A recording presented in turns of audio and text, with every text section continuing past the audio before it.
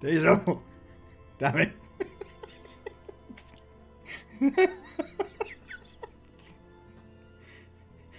Casually drops the big old tier 3 and then fucking 20 gift subs. I mean...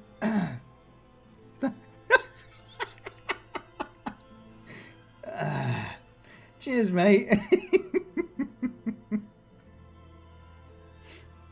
I appreciate it. Well, I wasn't expecting that.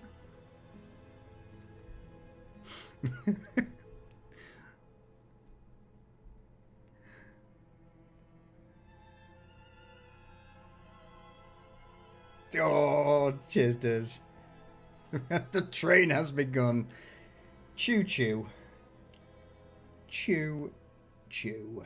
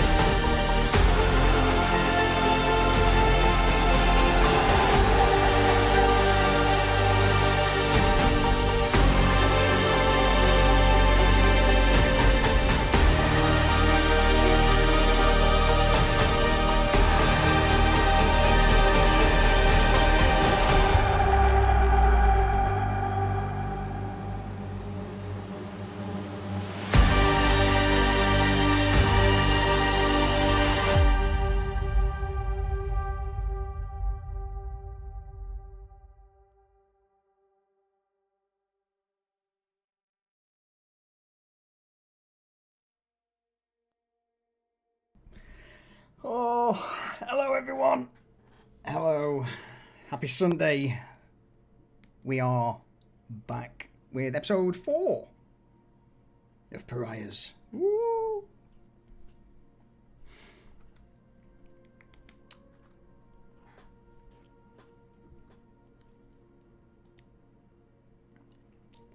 I was hoping to catch some juicy gossip. I get fucked. Now we're still playing. Welcome in, everyone. Welcome in. It's been a couple of weeks since we were last here. Ravon, thank you for the bitties. I appreciate it. Durs, thank you. And then, of course, for those who missed it, Diesel came in swinging with a tier 3 sub and then tossed out 20 gift subs. You know, dance monkey dance. I I hope I will. Too many weeks. I mean, you're not wrong. Apart from that, how is everyone? How are you, players? Agreeing with Pocket Yeti. It was too many weeks. Yeah. I don't like it. I'm not about it. Somebody could have gotten hurt. Well. It's my fault. I'm sorry. You know what? Yeah, it's Jump's fault. It's absolutely Jump's fault. Yeah. Scott had nothing to do with it. Yeah. I'm innocent. Yeah, as innocent as Cypher. But you know, Whoa! Yeah. so we both did nothing wrong then. I mean, Does that mean that I'm cleared? no. No, damn it. All I know is No, I was you're still here in the and hole. y'all weren't. Before we dive in, chat, does the audio currently sound okay? I sadly had to wipe my PC a few days ago, and there's been a few niggles, but hopefully everything sounds alright. Thank you for the hype chest. What do we get? You sound as you always do. Sound like me? Alright, good, good. It's been a few years since I last wiped it, so it needed doing. And the fact that this machine does a lot of rendering of 3D stuff. Yeah. Anyway, It was way overdue. it was way overdue. Talking about overdue, Cypher, what happened last time on Pariahs? All right, diving right in. We started off with the gang on their way to the Sisterhood of the Rose Cross, as Vanya wanted to go look at herself with big boobs, you know, because that's never happening. As her new statue had arrived, and she kind of wanted to show it off and have a word with everyone and bask in their ambiance. Garrett and Reza also took a little bit of the stage, just because, you know, Garrett is Garrett, and he's like, yeah. See all this? I paid for this. And Behold and my Reza was kingdom like, of fucks. It is barren. Yeah, Reza was like, I made this. Look, big old biddies. Gesturing with two hands above her head. I made these. I made these. While Dorian and Cypher kind of hung back and were like, oh, I don't know if I like this. But intrigued nonetheless. Cypher at least seems to be showing some interest. I don't think Dorian likes them at all, to be honest. No comment? Fair enough. Nope. After that, everybody kind of departed. Dorian had to go to work in the new governor's office. And Cypher tagged along because he wanted to see what Dorian actually does. And, well, it was boring for a little bit. Well, Dorian just did some fucking paperwork and someone just sat there. I was like, okay. But then something interesting happened, as we had a visitor from somebody in the city, somebody influential, a noble of some kind. And although first impression was of a fucking big fat useless git from inside the city who doesn't know his arsehole from his fucking elbow, that actually changed pretty quickly when he was like, well, if you think I'm bad, just wait till you see this cunt that they're trying to put in here. I do believe he was of the opinion of his and his own, as in his house, because what house is he from? Moretti. Moretti, House Moretti were like, well, we'd rather we run this. You know what? And he was like, actually, I'd rather I run this, but from over there. So actually, you run this, so I don't have to, because the wine and food sucks, and it smells like piss. Or shit. Or both. Maybe a little bit. Bit of column A, bit of column B. Yeah. But yeah, he gave us the name of the I guess would-be governor that they're considering sending over from House Sandoval. Yep. Does anyone remember the name? I don't Philippe remember his... Sandoval. Here we go. What was that say? Philippe Sandoval. It was indeed. And we don't know if he's just a shite bag with the last name that they're kind of like, yeah, go look after fucking lower streets because none of us are going to do it. Or if he's a vampire and they're like, hey, maybe we should start looking after fucking lower streets. So hopefully the former. I guess we'll find out. So after Dorian's and Cypher's meeting with this noble, they went back, told everybody, and everybody was like, oh shit. Well, if he is a vampire, fucking Reza and Cypher should probably be nowhere near the man when he turns up as people without a pulse. Pretty easy to recognize when you're a fucking high-level vampire.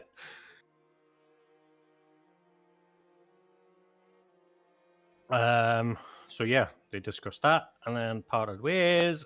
Garrett, with a crow-kissed voice, known a man, departed early. I'm so sorry for picking on you, Lee. Such a piece of shit.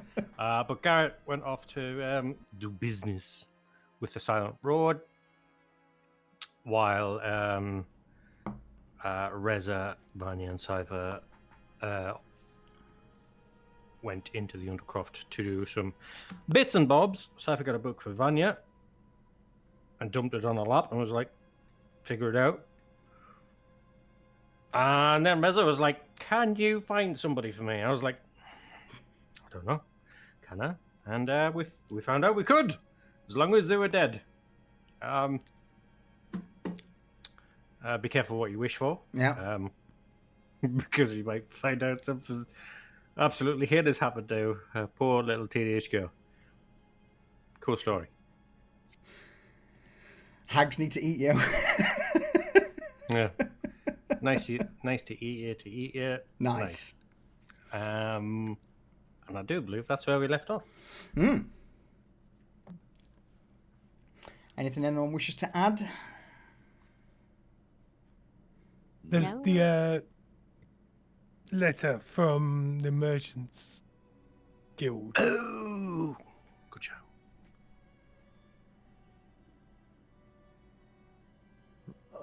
Asking for information on the Bloodshot, who makes it, where it comes from. And I believe there was a time limit attached to that. 7 days. How much time do we have left? 6 Who was days keeping now. track? 6 days. Of Because course, you had we a know short nothing rest. about it. We're too poor for that.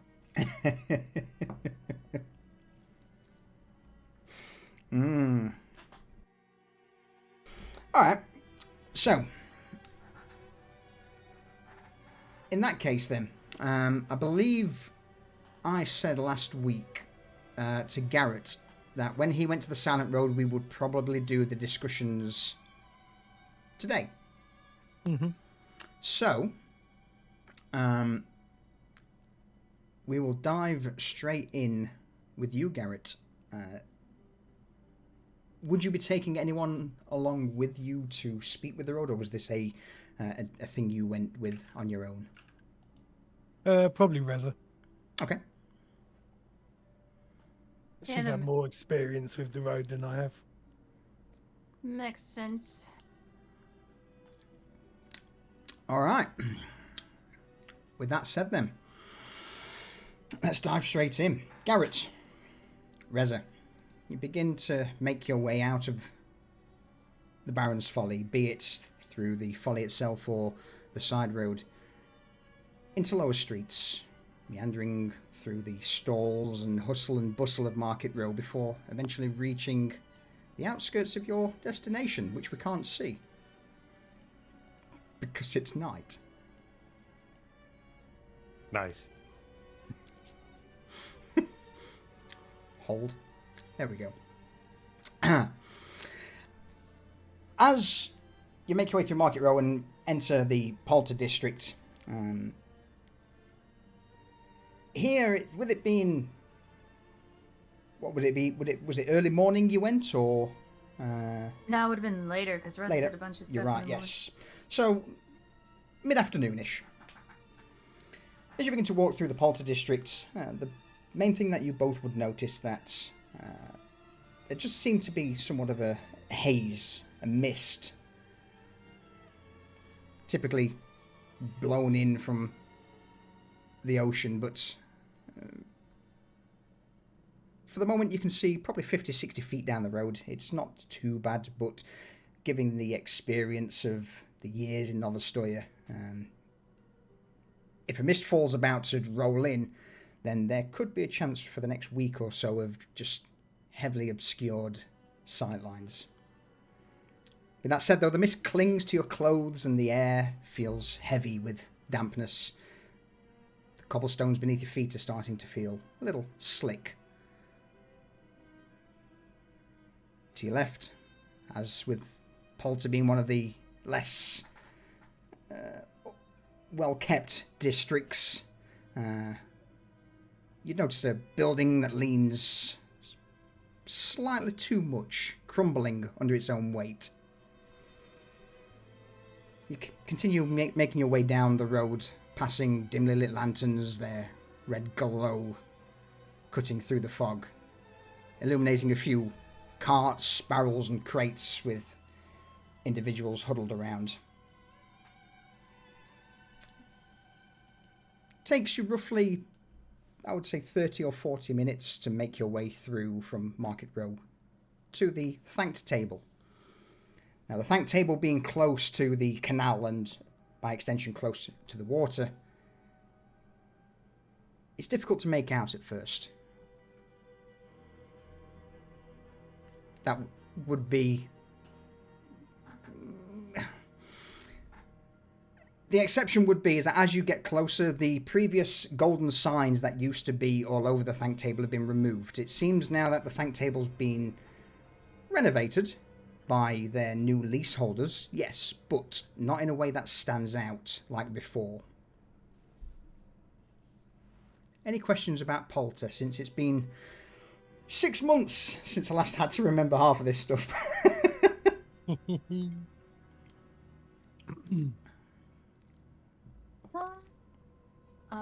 I have one. Is there the same... Do we notice this, the same atmosphere as what it had been previously? Same kind of, guard presence and pathing, as far as we can tell? With the mists rolling in, roll me an investigation check. Ew.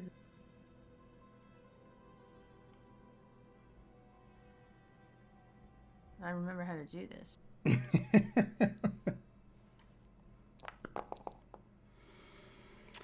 So, over the last few months, you have been made aware with you two... Garrett, in fact, I'll give it you both for a 21. You would both be aware that over the last 6 months that the guard patrols that have occasionally popped out into Polter have stopped altogether. You don't know why. You don't know whether it's due to the influence of the road or the fact that crime and the gang issue is no longer a threat here, but the wardens have stopped the odd patrol into the Polter district, and it's pretty much left well alone. As for guards around the premises, yes, there would be a few small groups of cloaked individuals who you would understand to be of the Silent Road, considering that the Thank Table's now become one of their main distribution warehouses outside of the city, or the city proper. Would it be safe to assume that between the road and Skarn's people, the district is being quote-unquote policed to our benefit? Absolutely, yes. Okay.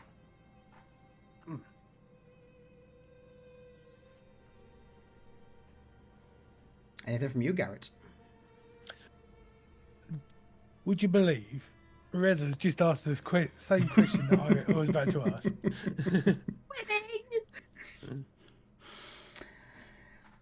All right, so as you begin to step over the slick cobbles towards the door of the thank table, a lone gentleman in a long black cloak, hood up to shield himself from the elements, just offers you a brief nod and pushes the door open to your arrival.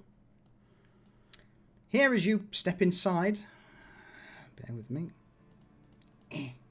Click. There we go. There's actually somewhat of the hustle and bustle of activity occurring in the thank table. Most of the tables are full. As you glance around, though, that they don't seem to be the regulars of Polter District. The vast majority of people here seem to be well nourished, in respectable clothes, not fancy, but they won't have any tears or signs of dirt from the streets.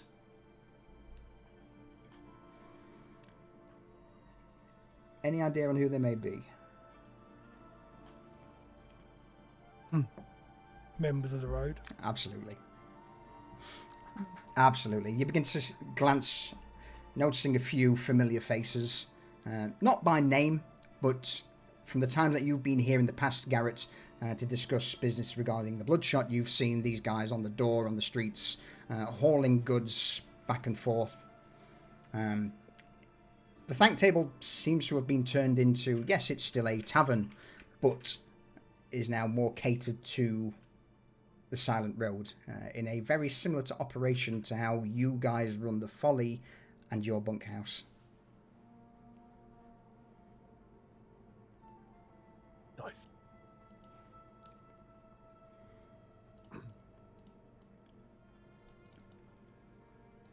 What do you do? Well, we walk in and we look for the de facto manager of the thank table. You hear a young voice from behind the bar shout over the noise of the punters. Garrett. And he juts a finger upwards. And you would see that one of the renovations done to the thank table is kind of like a mezzanine floor, that's been added just above. Doesn't cover the whole of the thank table, but just enough to cover half of it. A single large desk is buffed up against the wooden barrier, and behind the desk, looking over the barrier down towards the front door where you are, is the familiar visage of Telba.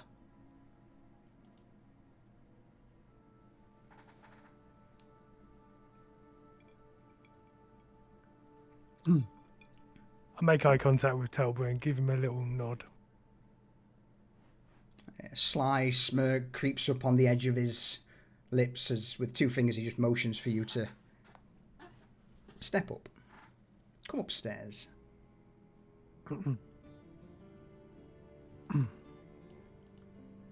I just whisper to Reza, come on then. Reza nods and follows. As you begin to make your way up the almost like wooden slats that have been forced into the wall to act as steps, you reach the top of the mezzanine, and Telba stands from his chair, throws his arms out to the side. Well, look who returns so soon. Good timing, if I may add. Come, pull, drinks for both of you. Miss Teresa? I'll pass, thank you, Telba. Ah, shame. Master Garrett?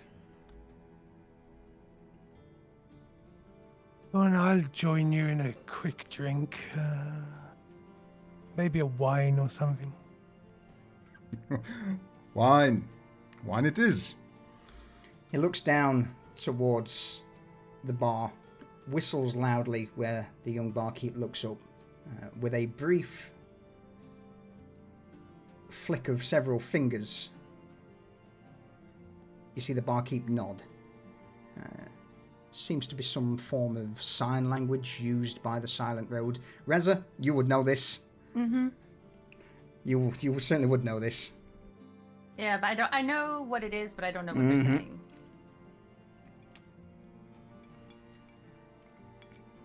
So, with that, the barkeep nods and Talbot motions to a small section behind his desk where a large leather sofa, a table, and a couple of chairs are arranged. Well, you couldn't have come at a better time. I was hoping to send someone out to actually meet or arrange a meeting with you all sooner rather than later, but... Come.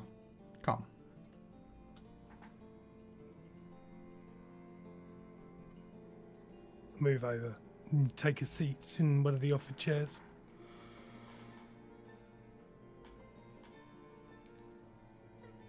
Roll me a perception check, Garrett. Why not?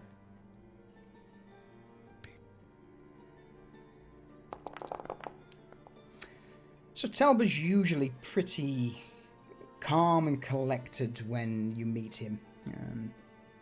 This time, he does seem to be a little quicker, a little pushy almost, in getting straight down to business. Reza, clock this too. Roll me a perception check.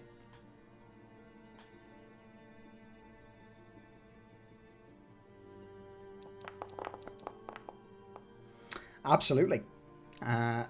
You would both also notice as you begin to take your seat, glance around this makeshift office that's elevated above the tavern, that there is a large stack of papers on Talbot's desk, and as you walk past his desk to sit down, the one front and centre would be one very similar. Did Dorian show you the note, or did he just tell you about it? He showed it to us. He brought it back to the folly and gave it. It's very, very similar to said note.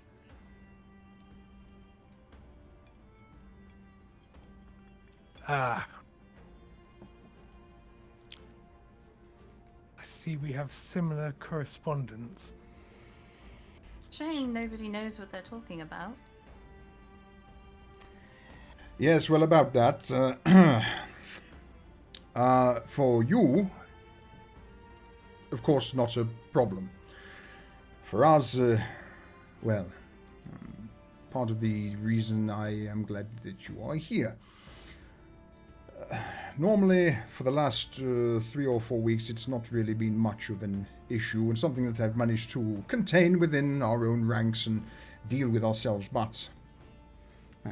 Talbot motions a hand towards his desk where the parchment lays.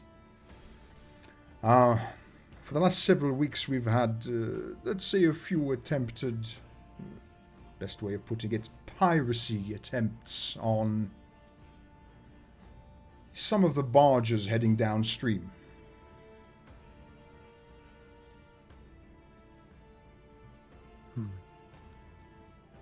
One containing our product, I take it. Talbot nods.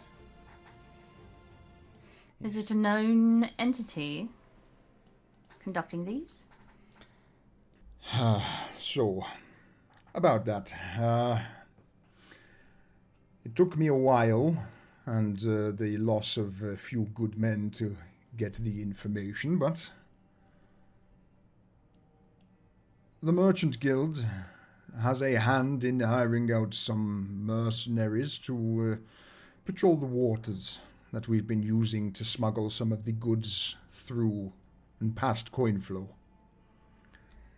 So there is currently good news and bad news. The bad news being that bloodshot is not flowing as smoothly as we would like into coin flow.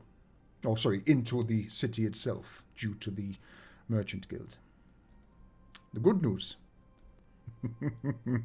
With that, Telba reaches under the table. You hear several clicks of a lock in a safe as he then hoists a large bag of gold and slams it on the table. The good news is that temporarily the prices of bloodshot have increased, well, exponentially. The few bits that have gone through have made an absolute killing.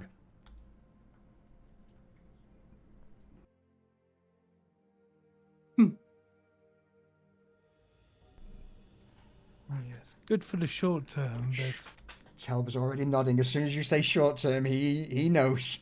he's nodding away.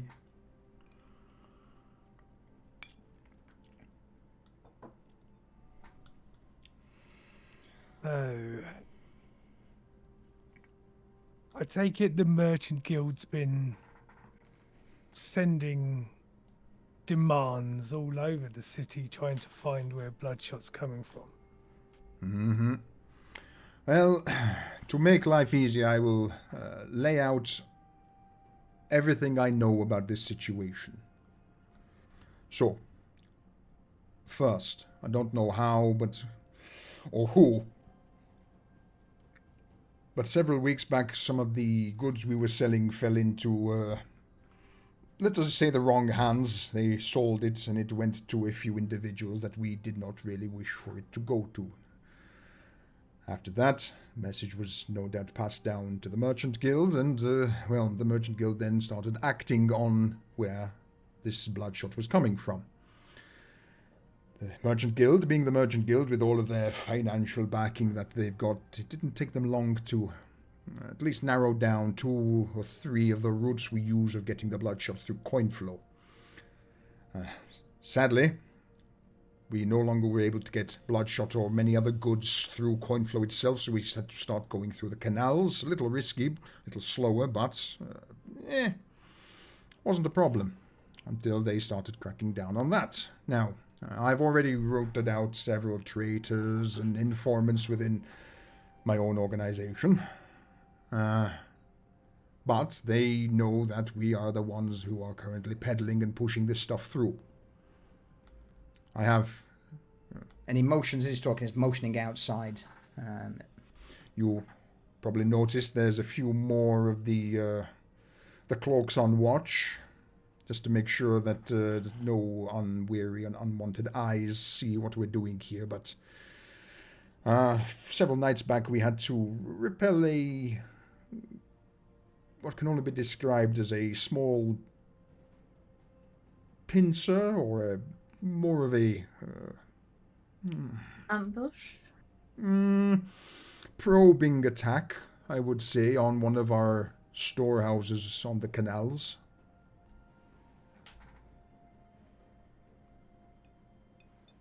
And the guild was responsible. Mercenaries, each and every one of them mercenaries. Paid for by the Merchant Guild, no doubt. I have no solid evidence, but I'm pretty certain they're the only ones who are aware of the... And as he says this, he taps the pouch of gold coin on the table. The price these things are fetching.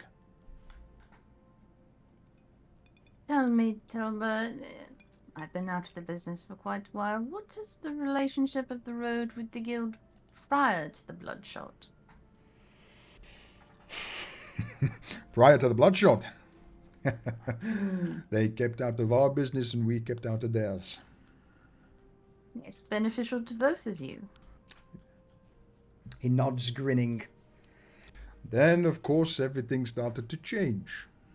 They had a runaway good that was prevalent in the higher circles of the city that they had no part of. It was getting popular, people asking questions, wanting to know where they could get it more from. And we all know the Merchant Guild. They are greedy. No, say it isn't so.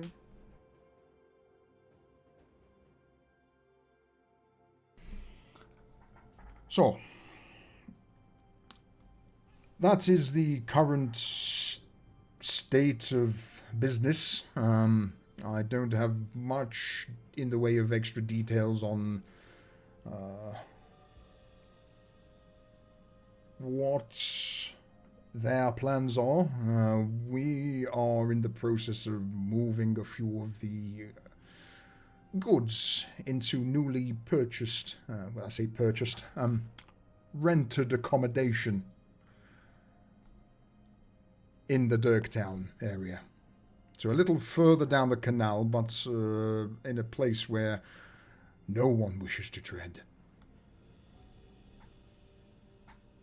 What are the odds that this establishment is under surveillance at all times? All times, impossible. A good amount of time, yes, most definitely. Most of the buildings around the Thanked Table have been acquired by the road. I have several men and women out on regular 15-minute patrols, changing clothing, outfits, posing as traders, as beggars, as peasants, as commoners, to keep tabs, eyes and ears on all who are in the local vicinity. There is nothing within 300-400 meters of this place that I don't know about.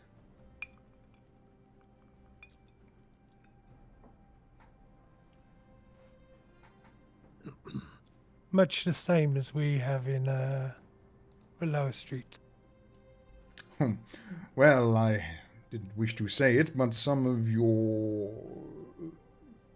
business decisions we may have taken after our many conversations over the last few months, Garrett. What partnerships are made for.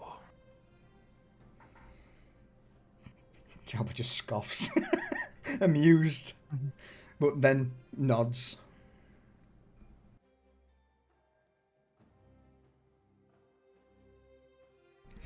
So, No. one last thing that I would like to put forth to you. Since you are at this moment in time considered outliers to the operation here in Polter, I would very much like to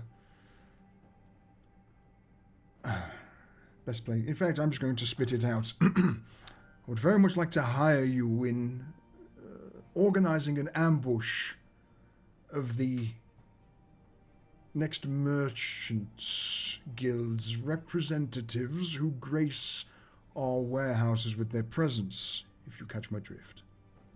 Now, I could have my people do it, but honestly, I would rather have an outsider to pin the blame on, if you are catching my drift. Plausible deniability.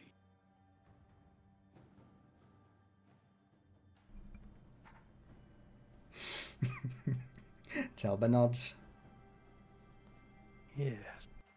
These bandits, they just appeared from nowhere and attacked these fine people in the streets.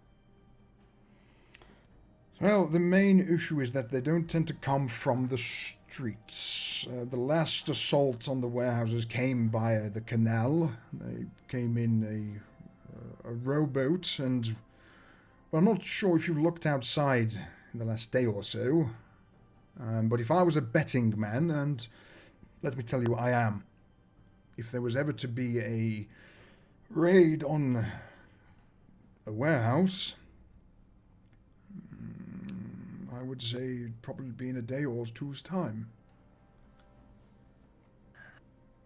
Yes. The weather conditions hide a multitude of sins. A blessing and also a curse for individuals in our line of work.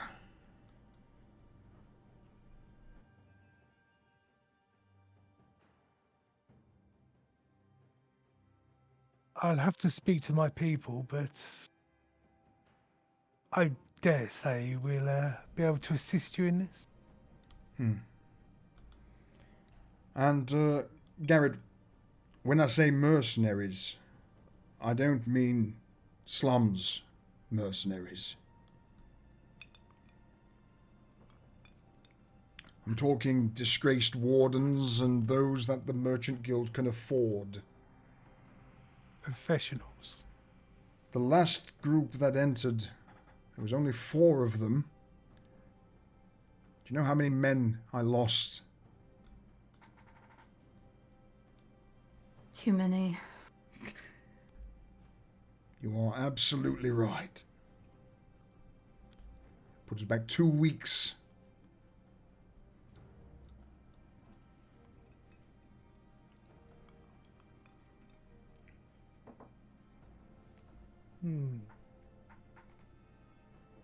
Well, hopefully we'll have a bit of time to make some preparation. What I can do, I have a small building that acts as a pier office. Near the canals, it has a pier that we've used periodically to move some of the goods. I can start disseminating some information saying that we're to be moving a shipment from that pier. And then you can either use that small dockhouse as a base of operation or perhaps that'd be the honeypot itself. I like it.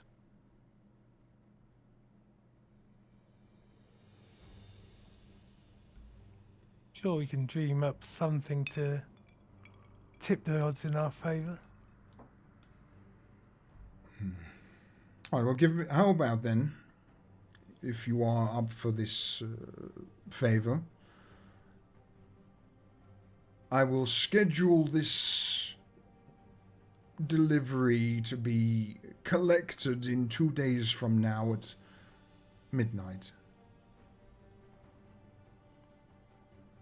Leave the information dissemination to me and mine. I can get the Merchant Guild to bite without it seeming too obvious. And, well, the fact that you've got all of this under your... And he, as he's talking, he raises a fist up to signify, that you've got this place locked down in an iron grip. Mm-hmm. I think that there are few who would be able to not only deal with a few hired hands, but also do it properly. If you catch my drift. Oh, absolutely. I believe information extraction would be most useful. And we wouldn't want word getting back to the Merchant Guild that we've made an overt act.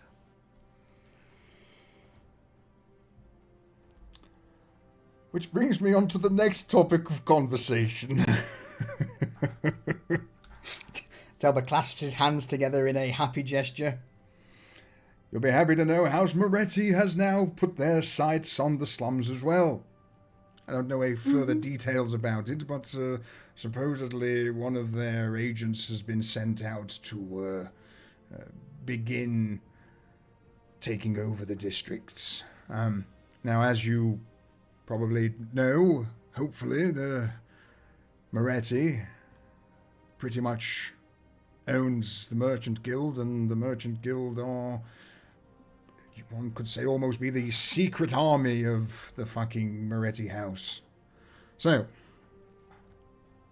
doesn't bode well. I can't believe I'm about to say this, but I know I don't have a fever. What do we think the odds of diplomacy are in this scenario? With who? Moretti or the Merchant Guild? Yes.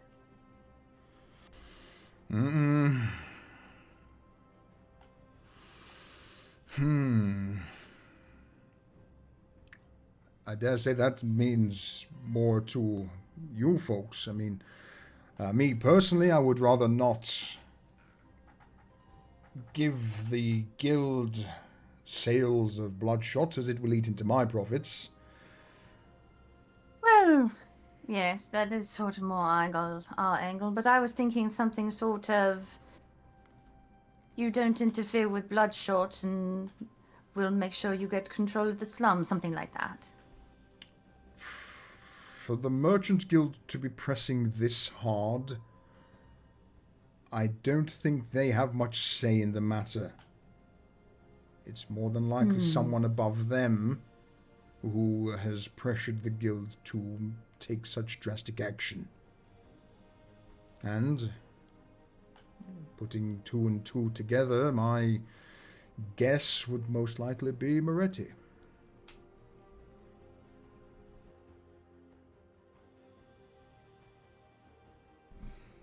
Reza just kind of purses her lips, thinking. Whether it's the high fucking countess herself, I don't know, but no doubt someone in a position within the house has pushed this agenda onto the Merchant Guild to acquire. But again, that is my educated guess looking at what's currently available to us. And what of Sandoval? Is Sandoval not the current administrator of Lower Street? Yeah, if Sandoval had any inkling of what was happening or if they wanted the Bloodshot, then I can almost guarantee we would no doubt have wardens or some other nightmares kicking doors down and asking questions. They're not one for diplomacy or scheming, conniving. If he was interested or if he wanted it, there would be blood in the streets. Which is why, luckily for us, those bastards keep themselves well out of the affairs of these districts. Thinking more on the lines of, if Moretti's making a play for this district, maybe their old rivals might want to stop that.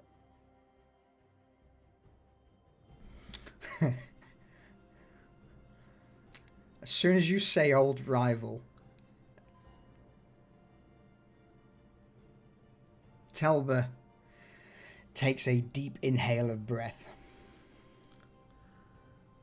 Well, since you've mentioned that there was, I was going to hold this off for the end, the Pierre de Resistance, as one would say, but believe this may be for you. He reaches into his jacket and pulls out a piece of parchment. The seal's already been broken. Basically proving that Talbot read it himself, but he does offer it with an outstretched hand towards you. I take it. As you read... Sorry, go on. And I open it and hold it in a position that Reza can see it as well. Thank you. Reza peruses the letter.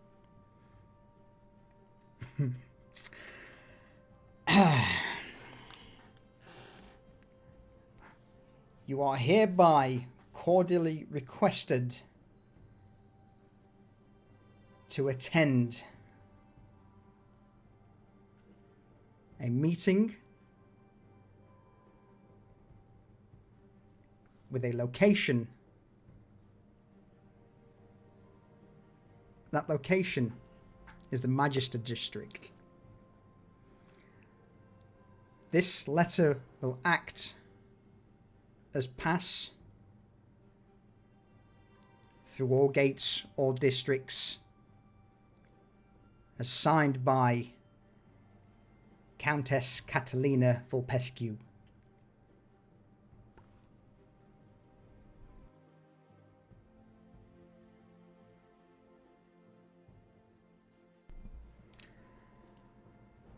Reza lets out a low whistle. This was delivered to us, but... Well,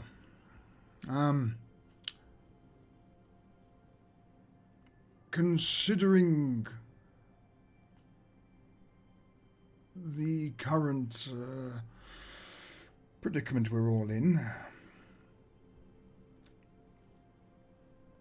I would rather have you do so. But the choice is yours. Either I can go as the intended recipient of said note, or, should you wish, the offer is there. And this is all related, you think?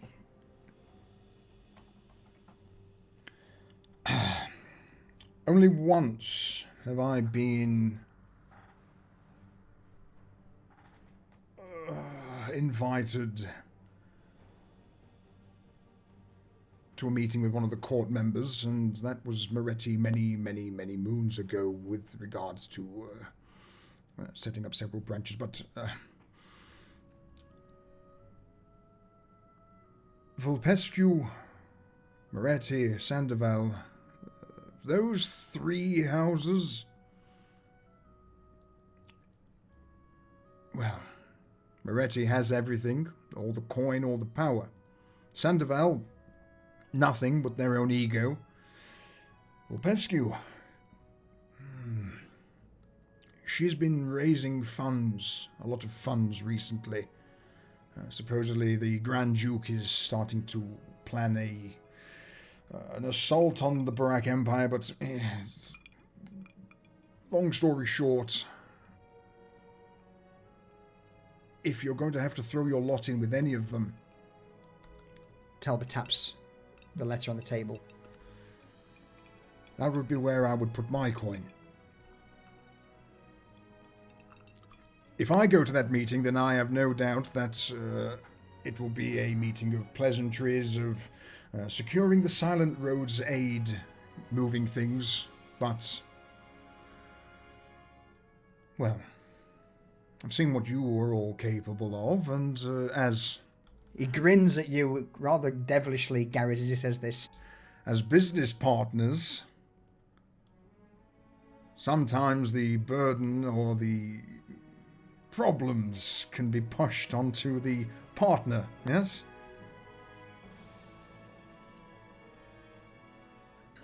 A problem shared is a problem forgotten about.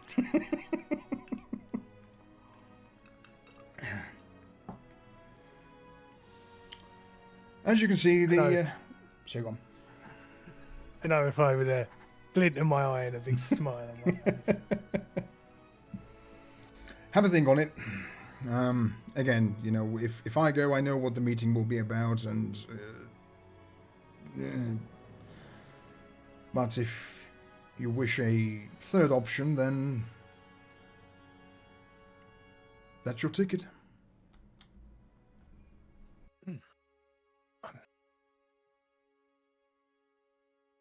I'm not gonna lie. I'm interested. But the court.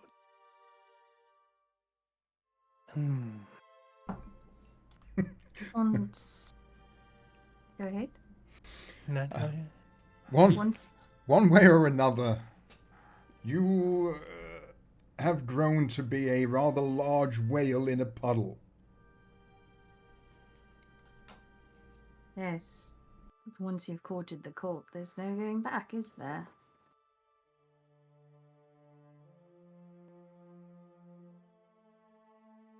seems to me, whichever way we go, we're gonna either butt heads with a member of the court or their flunkies, or need the aid of another. Or pack up and fuck off to, I don't know, maybe the Castanellan provinces, or hell, if you like, the cold, bugger off up north. The cold has never been a bother to me, but I have a vested interest in this part of the world. One I'd not care to leave. Yes, I'd hate to see what other regions would do to my fair complexion. This goes completely over Telba's head. Completely. And not only that, for want of a better term, this is home for the now. And all of our friends are here.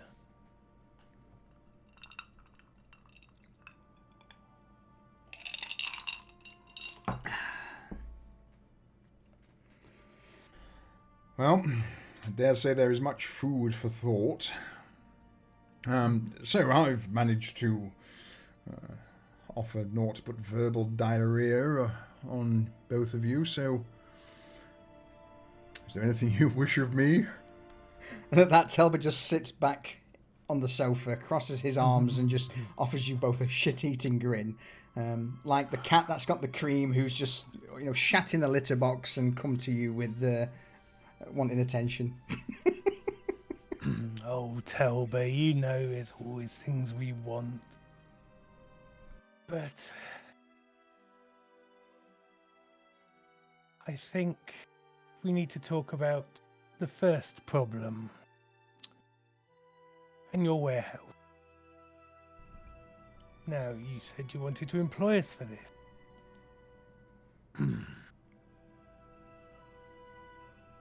I'm not gonna quibble over coins and bits and bobs. We'll do this favor for you. At some point, I might need a favor in return. And you are absolutely certain there is no... I mean, I understand that money is not necessary, but any other services or goods that you would require, or you would prefer to take as payment?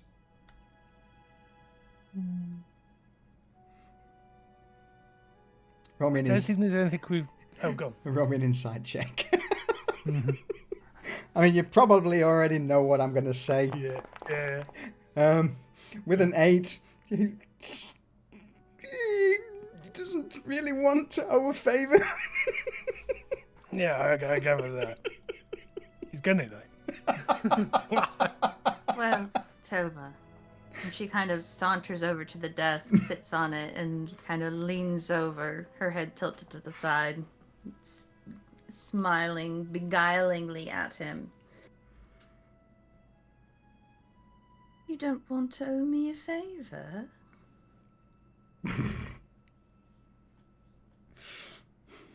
Persuasion or intimidation? Persuasion.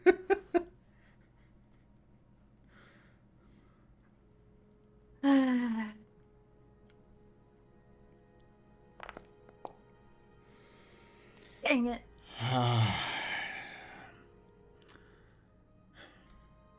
Telba sighs, looks over you. A brief flicker of understanding of what you're doing crosses his face as he nods. Fine, a favor, and... Very well. He extends a hand towards you, Garrett. I look him dead in the eyes and shake his hand. Pleasure. All I ask is that whatever favor does not impact on the greater road as a whole. But apart from that, consider it done. Be sure I to- intend... Oh, sorry. No, you go. I intend nothing that would harm our beneficial relationship.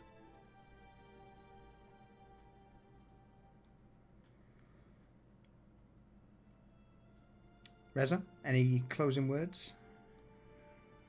No, but when he reached forward to shake Garrett's hand, she kind of got up from the desk, like, job done, and walked back over behind the chair, and she's just kind of looks over her shoulder and says,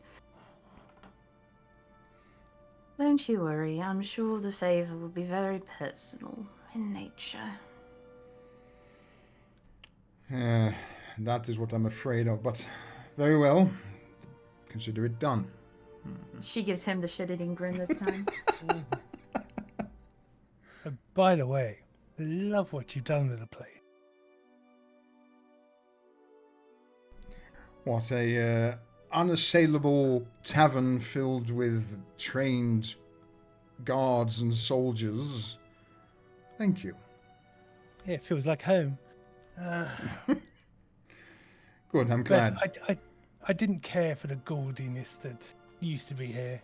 This is much more comfortable. It was far too much of an advertisement for the dregs of society to come in and feel important. So we stripped all that back. Now those who come here for a drink. They spend their coin, and the men and women of the road get at least on this side of the river, get some good ale and a good meal.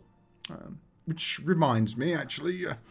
This it seems to trail off for a brief moment in regards to wanting to purchase more herbs and more ale. Which, funnily enough, Garrett, you are the go-to guy to get hold of herbs, and you are also the go-to guy for alcohol in the slums, considering you all now own Folmar's distillery. And a vast subterranean field. What can I do for you? What do you require?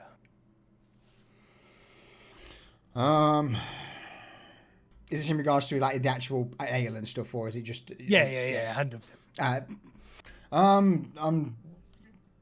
A couple of sack. I mean, I can get a list for you, but it's going to be a couple of sacks of various herbs for flavoring meals, and at least 50 kegs of various ales and spirits, just to keep us stocked for the next couple of weeks.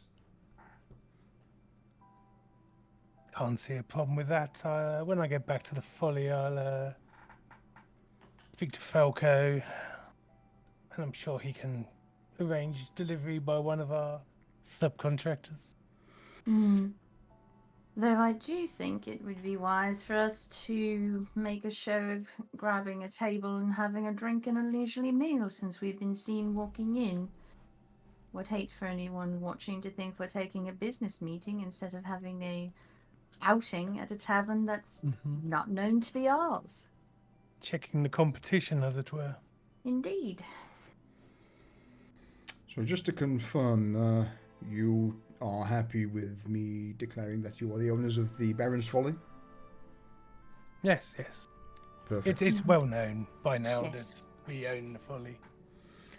With that said, then, Talbot will just offer a brief nod to you both as he stands up, makes his way over to the balcony, and shouts down, Can I get 2 of the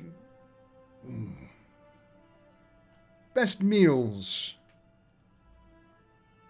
and several tankards of ale for our honoured guests from the Folly in Lower Streets? That table over there in the corner. Yes, that one. Yeah, you move. Yeah, perfect. They'll have that one. with a nod to the staff downstairs, Talbot will come back, sit down on the sofa, and just nod to you. Done. You are a gem, Tilda. And Reza will walk downstairs as regally as she can and go sit in the corner table. See, you've said regally. You've said a word. You've said a trigger word for me. Roll a performance check. Oh, man. I want to see just how regal. Yeah, it's relatively regal. You know what's regal about this walk down back into the masses? Just head up high, shoulders back, like walking around like she owns the place. Technically you do, but you know, they don't know that. Alright, Garrett. Anything you wish to tack on? No. As we're leaving, I'll say we'll be in touch to Telba, and I'll follow Reza downstairs, walking at my full height. Are you walking regally, Garrett? Oh yeah, regal as fuck. Oh, roll me a performance check.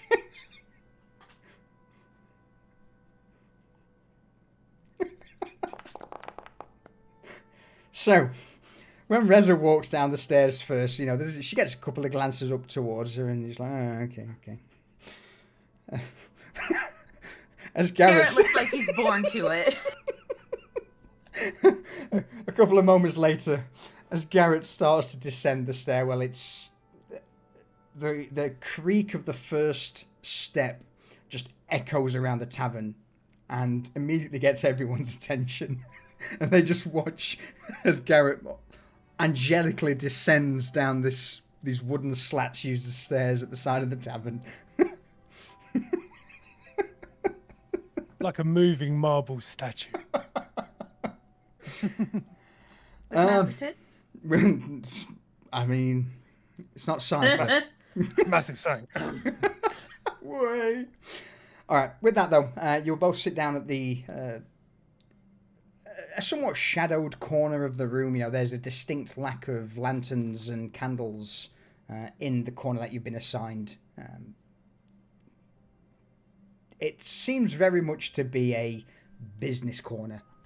But for the moment, yeah, whilst you pretend drinking your drinks and eating your meal. I'm going to point out that Reza actually eats and drinks what is put in front of her. All right. Well, with that, whilst you're eating, we'll call a quick refill of clock. Thank God for that. I'll be right back. All right, folks, we will be right back while we refill our drinks. Nip to the loo. Cheers, Durs. No, won't be a minute.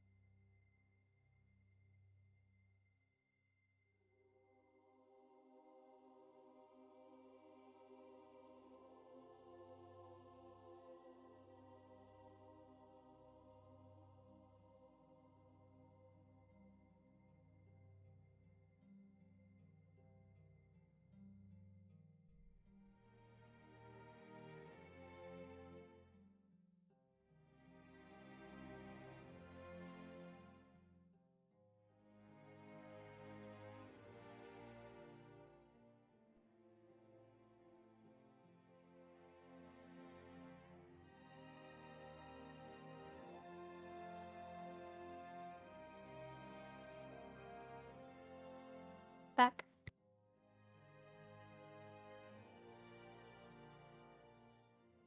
I too am back. Yes.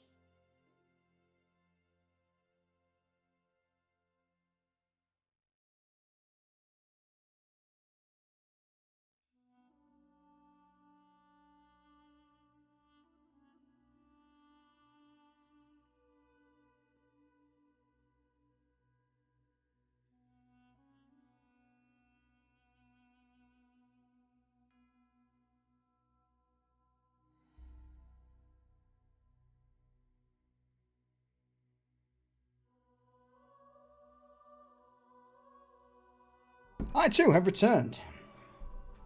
Oh.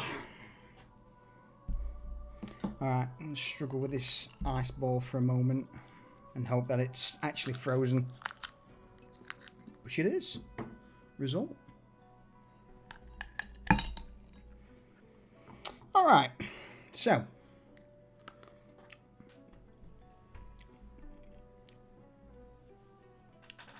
Whilst this has been going on with the Silent Road, what's the rest of you been doing? Who wants to go? Well, go ahead. No, go ahead. I'm Well, back. this is running concurrent with Cypher and Dorian's trip to the town office, correct? I would probably say at this point, unless you, do you have anything to add during that? we got a little bit Not weird with the timey-wimey. In that case, then, what we'll probably say is that now Garrett and Reza return to the Folly. Eventually, Cypher, Dorian, you return as well. You all head out. No, this would have been like after the fact, right? Because they already knew about it because Dorian had given them the.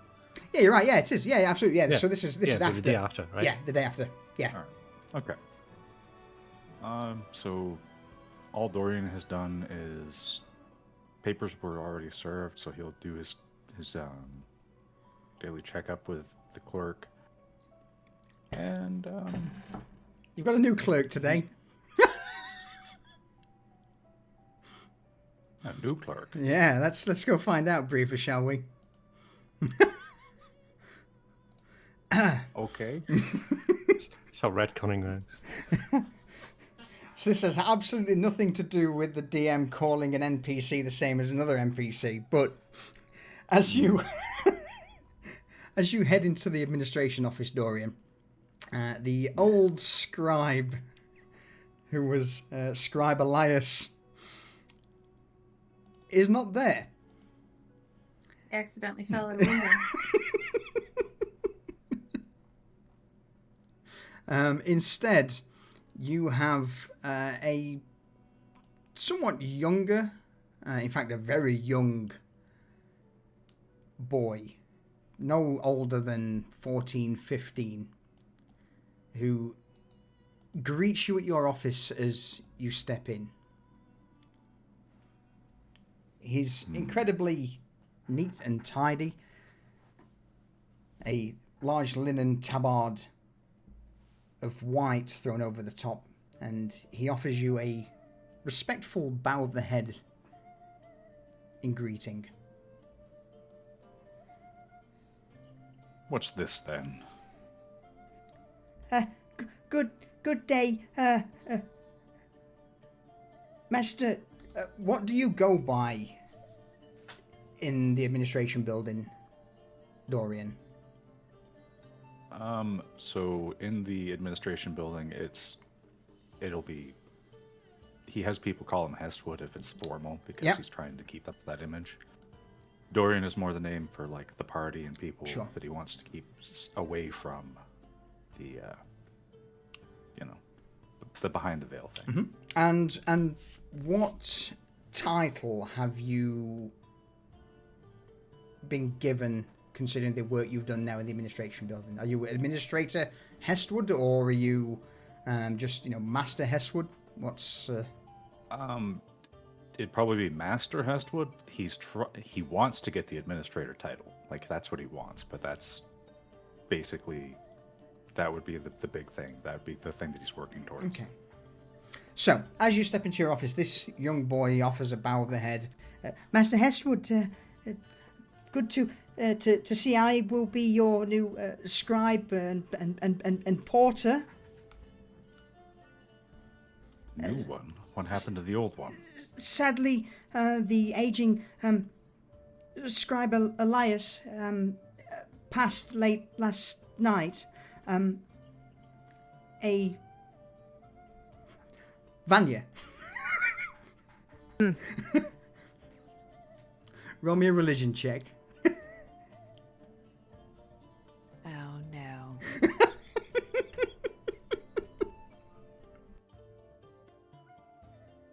I mean, turnabout's fair play. I mean, it is payback. Oh, you got him. Yes, supposedly he just passed out, and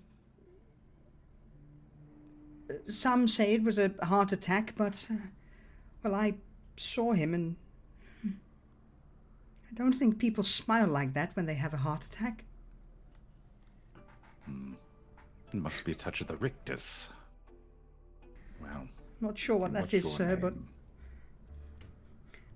name? just scribe is what most have called me.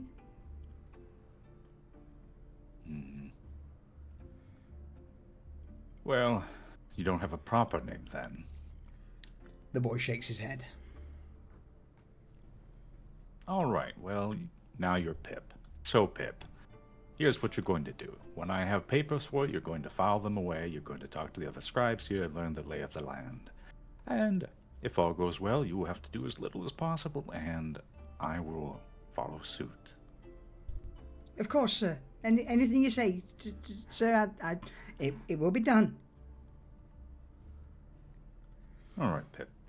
Go see if there's any incoming for me with the other clerks, and I will be by tomorrow to see about checking through everything. All right. Bear with me a moment. Mm-hmm. So, Scribe Pip. Nice name. I like it. He is... Let's find out how good he is at his job, shall we? Do let's. So, the tasks given to him were to file the paperwork for the day. Grab all incoming paperwork and put it in the office so that when Dorian gets there the next day, he can go through and basically just run through it all. I mean, investigation, would you say that sounds fair? Investigation would be a good one. The only other thing I could see potentially, like, either investigation or insight, one of those two. All right, let's let's roll both, shall we? All right. Let's roll both. So, his insight.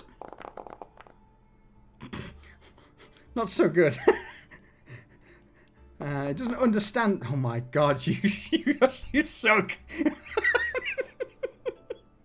First day on the job, tossed to the wolves. It's a work in progress. He shot himself. He did a little wee in the corner. Bad Pip. Put his nose in it so he doesn't do it again. So, at least we are now aware that, sadly, little Scribe Pip is no child prodigy.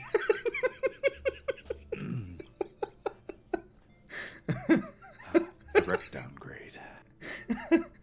Can I just say I accidentally hit a button on my desk and it started going up and freaked me out. Okay, so, Dorian, when you return, you have that to work with as for the outcome of the commands given. I can deal with that. All right. Anything else you wish to do, Dorian? Besides that, he's just going to go through the lower streets, check on people, basically rub elbows, because he's really trying to curry the favor with people, you know, make sure that they know he's there and he's actually doing stuff. You know, it's nothing that we really have to go through. Just No, but he's just doing his day-to-day to try to roll me push his agenda. Yeah, roll me a performance check. Performance check.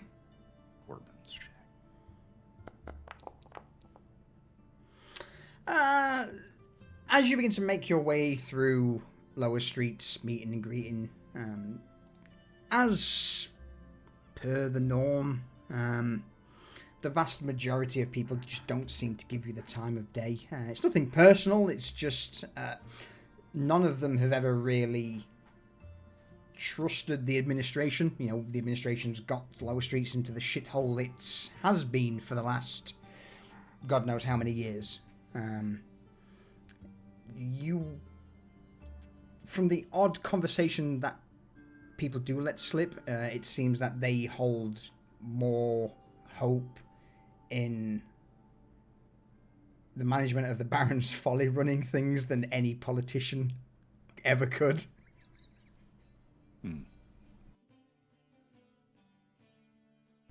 Okay. Sounds good. But Dorian's just going to spend some time doing that for the afternoon before, morning. He'll do that. All right. Do you want to pop The it? next one. All right. Cypher or Vanya? What have you two been up to today? I guess I'll go first. Cypher went to visit the coroner. Of course he did. Of course he did. Of course he did. All right. Coroner's chambers. Boom. Oh. As you two, Cypher, make your way through lower streets into Market Row and then delving off into some of the dirty... What? What? I'm not walking there. No. There's a perfectly fine teleporter. Are you all right? In that case, then, instead of walking through the shithole of a city, you step into the throne room and are greeted by one of the tendrils of Elias that droops from the ceiling. I shake his tentacle like I'm shaking a person's hand. Good morning, Elias. Is the portal still available? You would hear some creaking noises that you can't pinpoint exactly where it's coming from before a large root bursts out of the ground and begins to peel back, revealing this greenish-hued portal. Thank you, Elias. I'll be back in an hour or two. Just leave the portal open for now. Thank you. More creaking noises emanate from Elias as you step into the portal. Your vision whites out for a brief moment before you step out into the central hall of the society with this dilapidated, desiccated, sorry-looking husk of a tree acting as the anchor on the other end. Cypher doesn't even look at that tree. Roll me a nature check. Just for the hell of it. Just for the shits and giggles. Okay. Just for the shits and giggles. Natural 20. Oh my god. Fucking lighting. As you step into the central hall out of the other tree, for a brief moment, you hear very similar sounds to what Elias made. That of this desiccated tree creaking, but for some reason, you don't know why. It sounds sad. It sounds sad. It sounds upset, sad, depressed. This feeling washes over you. I mean, it lasts but a split second. I would imagine you just glance at this, at the porch and be like, it's a fucking tree, and carry on. Yeah, but like, that was weird. Okay.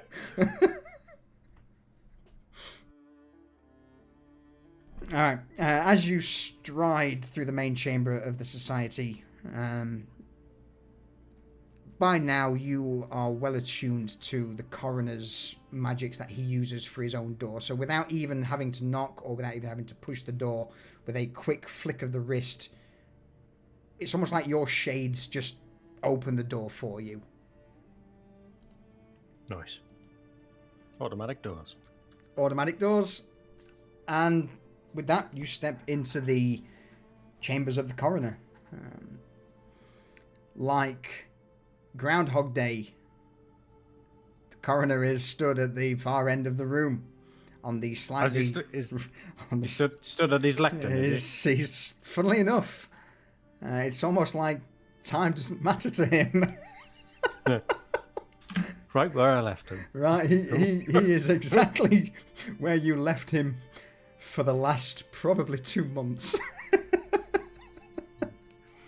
Okay, I've got to stride up to him, go around the other side of the lectern and put my chin on the lectern, just looking at him.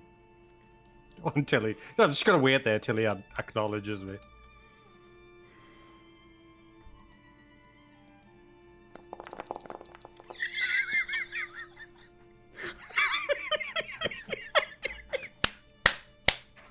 Okay. Oh my god! What is that roll? Oh, That's a max roll, nearly. you... perception check for dust on his shoulders from standing still in one place for so long? He notices. He certainly notices Cypher. The coroner's eyes. Oh, so he acknowledges me, does he? No. His eyes are still on the page as he turns to the next page on his book. The Cypher will wait like 5 minutes till he gets bored, and then he goes, I had an experience yesterday that I can't quantify. At that, the coroner's eyes, glazed as they are, look up from his tome towards you. Is that so? Tell me more. So I went with Vanya to her little group, Sisters of the Rose and Cross. And while she was there, I felt something coming from either persons or something or a statue, centered on those, and it was unpleasant. As though the more they were worshipped and idolized, the more uncomfortable I felt. What is it?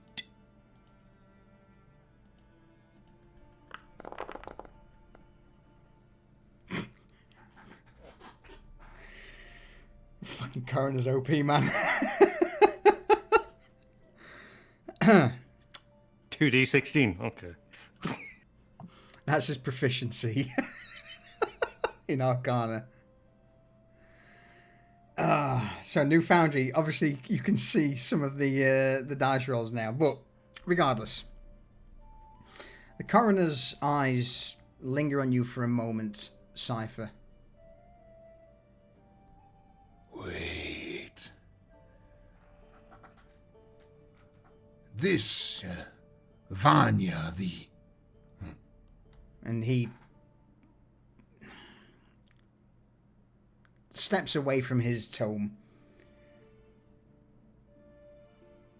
makes a motion with his hands down the front of his robe. That's the one. one who is under the, I dare say, tutelage, but partnered with the crone. That one. Yes. Yes.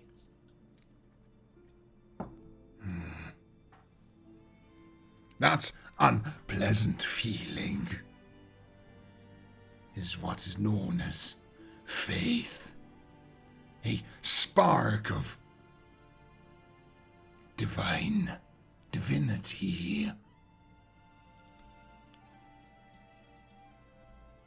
Interesting. So collectively people can do that. The coroner nods in response. Have you not read...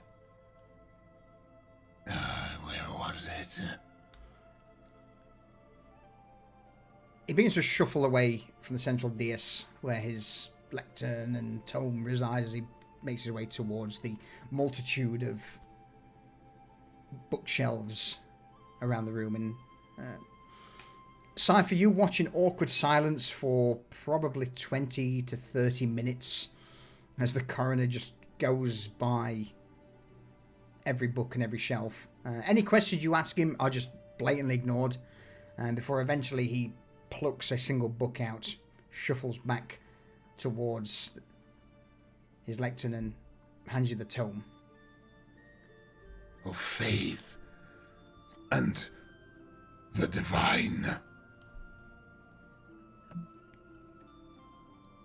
Oh, yeah, I've read a couple of references, but usually they reference a god is what gives him the power. I didn't know that you could garner power without I thought they were synonymous with one another. Well, that's how it's written in most of the books. Most of the literature is that's how it's referenced. Right? Most literature only focuses on larger groups of continents, of religions. Normally, most people believe in things. But if a large enough group believes in a person of someone, then that dangerous path she treads.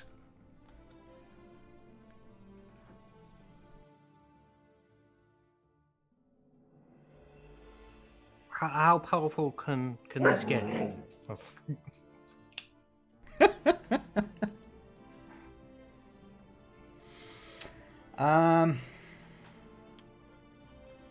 Roll me a persuasion check, Cypher.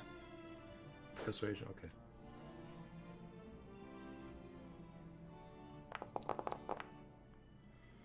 Eighteen is fucking persuasive.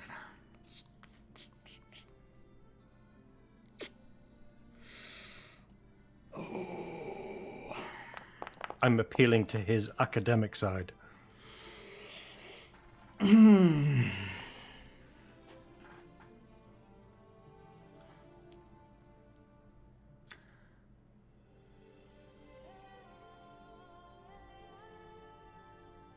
Words are difficult. Come, I will show you. Okay. So I was going to tag along. The coroner will close his tome, and you'll see several tendrils of arcane magic just begin to twirl around it and lock it. He turns his back and begins to shuffle towards the door back to the main chamber of the society.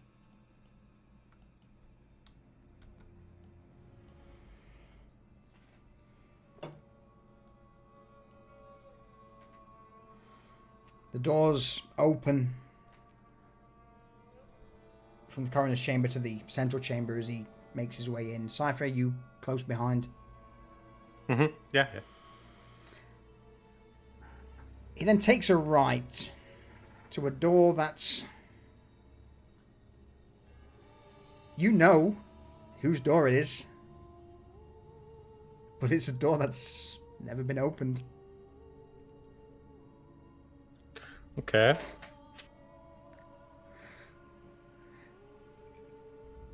Cypher just looks at the door quizzically like, I don't understand.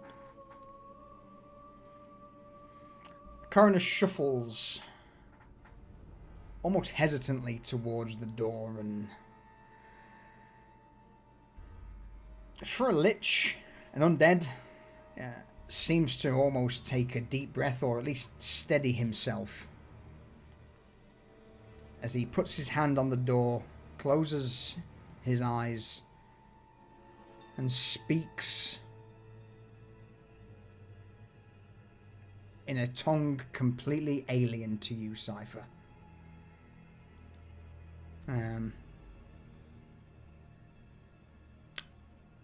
Roll me a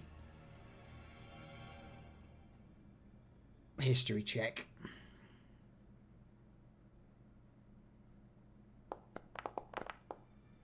Fuck's sake. It's old.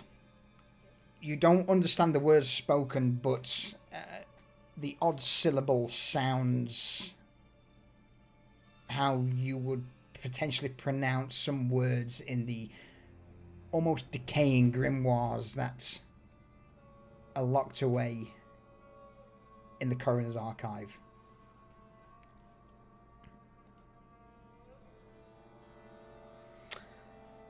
As the words from his mouth cease, the doors begin to open.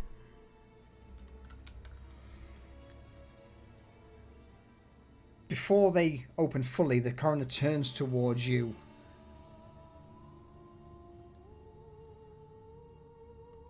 Your question.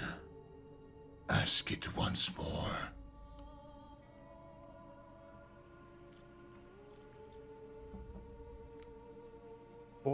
What quantifies divine?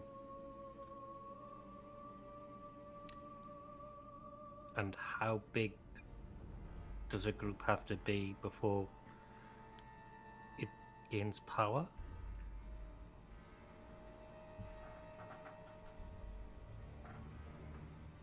This currently has no group, no believers. Go. See for yourself. And he motions towards the door. As the door is now fully open, Cypher, you see that there is naught but black. It seems like a void behind the large double doors that have been opened.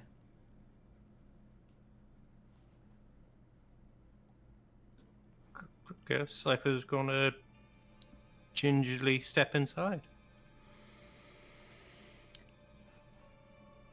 You begin to step forward towards the door, eventually crossing the threshold, and from what was once black void immediately shifts, blinding.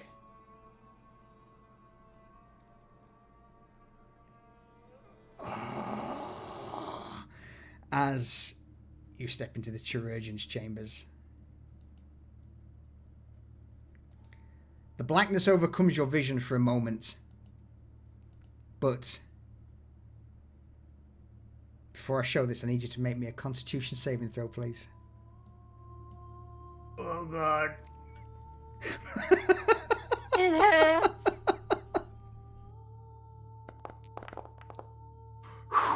Natural 20. You are met with what seems to be the ruins almost of an old archive, similar to the coroner's, but at the center of the room, glowing with this bright golden radiance, almost fiery, seems to be a door. The energy pulsating from this door is painful. And the coroner has not followed you in here.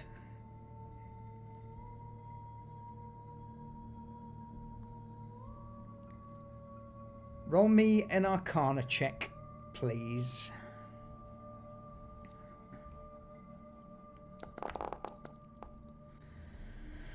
$17. 17. This area is filled with divine energies. Do you have any questions about the chirurgeon's chamber? I'm guessing she's not in here, right? No. There is, imagine it almost like a, probably a 10-meter diameter circular room. The vast majority of it is in ruin. A couple of bookshelves stacked on the sides that would be similar to the coroner's, but they look as if they've never been perused. Dust settles on them, almost as if whatever was here, you know, these books are from before the society came into this place. The only notable thing in this room is this almost giant golden gate in the middle of the room that is currently closed. And the sensation I get from being in here is similar to what I was getting from... It's not similar, it is, but painfully so. And a 100 turned up to a million. It's this is unpleasant to be around.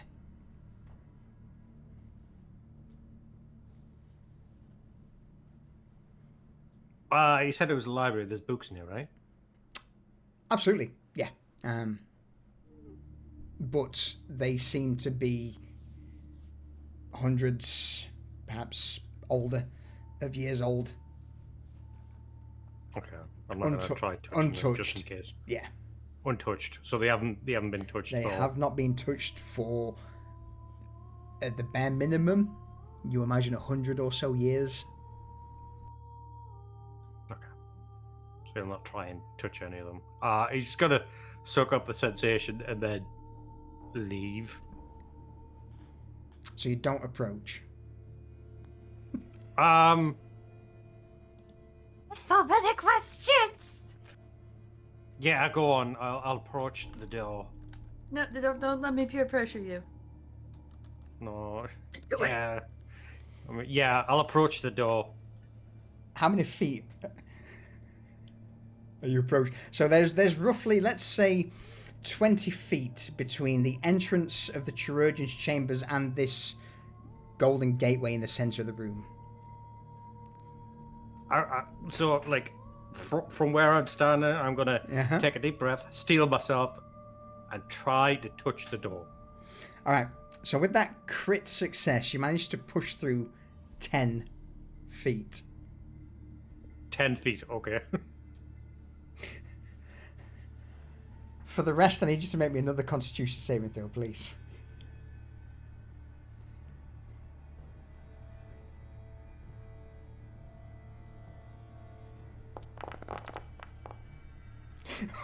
Oh my god! Scar! Absolutely. So, to describe what's currently happening, Cypher, is there seems to be divine energies radiating from this portal, this doorway. As you step closer towards it, it would feel for you who is now undead that your flesh has been burnt away. How do you overcome that as you approach and, if you so wish, touch this door?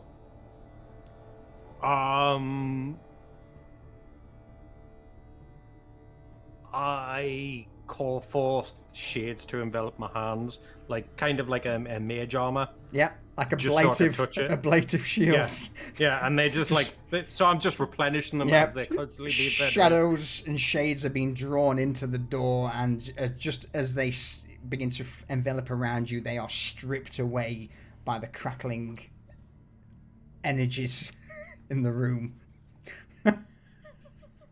As soon as I touch the door, I stop and I fucking leave the room.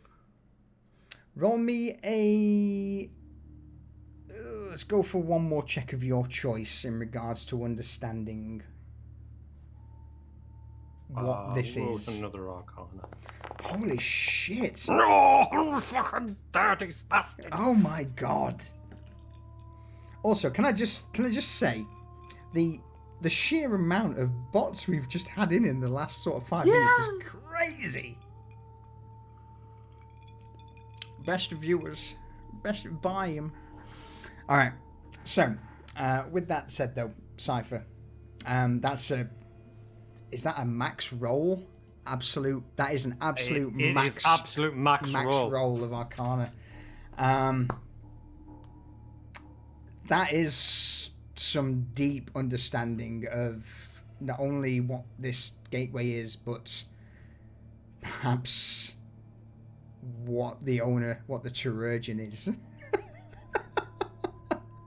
And how powerful. I'm guessing I feel how powerful. How powerful it is, yes. That is a full-on max roll. That's a max on proficiency and a crit. 4 questions. Okay, so if I was to put her power and the coroner's in a scale, what would the scale look like? The chirurgeon's scale would absolutely dwarf the coroner's. Okay.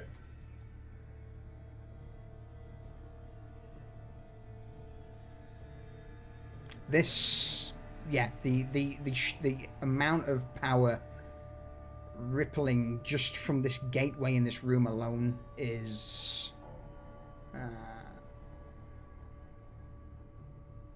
incomprehensible. And there's a reason no one's been invited in here before.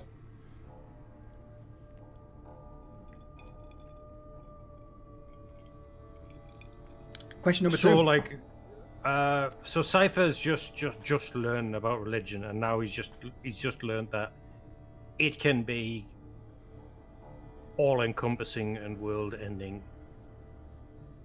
Do you think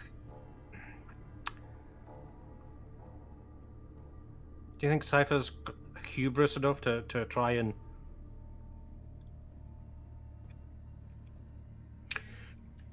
can Cypher channel that energy? Can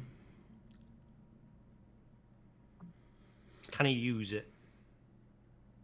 He knows it's got to hurt. Can Cypher himself use this energy? No. This is the creation of the chirurgeon. This is the chirurgeon's power. Okay. But what if it was a power similar? Could he channel that? So this is question 3. Yeah. So, depending on how it's channeled, yes, perhaps. Okay, so I'm going to have to be very, very careful. So you have one question left. Okay.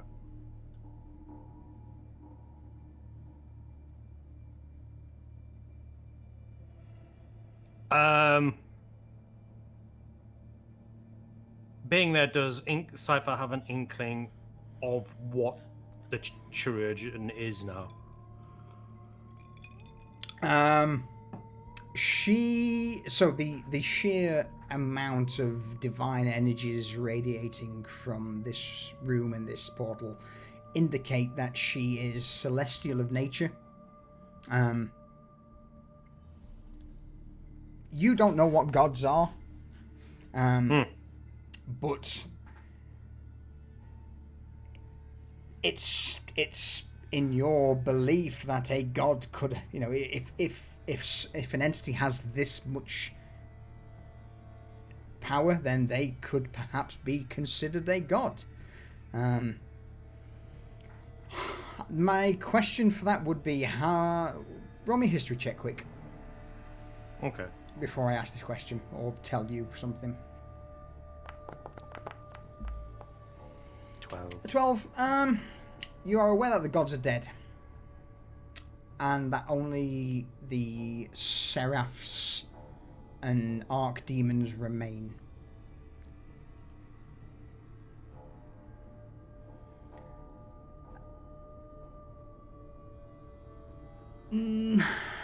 Okay. Putting 2 and 2 together, what's your thought? And I will say yes or no. He believes that she is a seraph of whatever ancient fucking religion the coroner was a part of. Oh shit. Okay. I just say yes or no. Yes.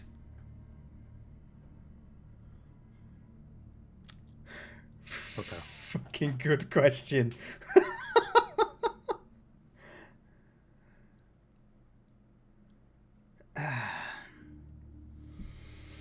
And with that, Cypher's going to go be sick somewhere. In Yeah. The sheer divine magics in this room would get to a point where your flesh, no amount of shades being brought in to shield you would be enough, and it would start peeling away at your skin. So as soon as you feel that, Cypher, I imagine you would dip out back towards the main hall, where, with a bowed head, the coroner is stood, waiting.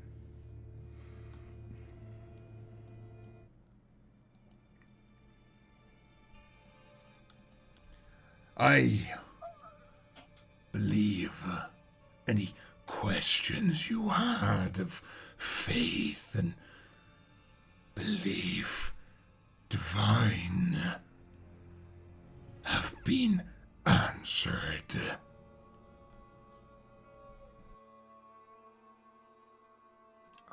100%, yes. You could have warned me.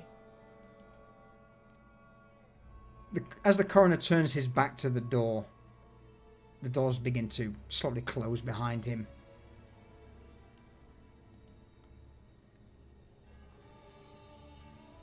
There is no words of warning that would prepare one such as you for us, for what lies beyond the threshold.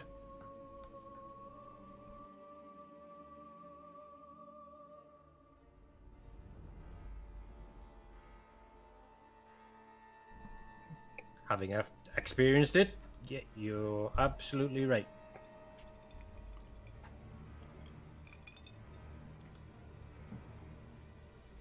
Roll me an insight check, Cypher.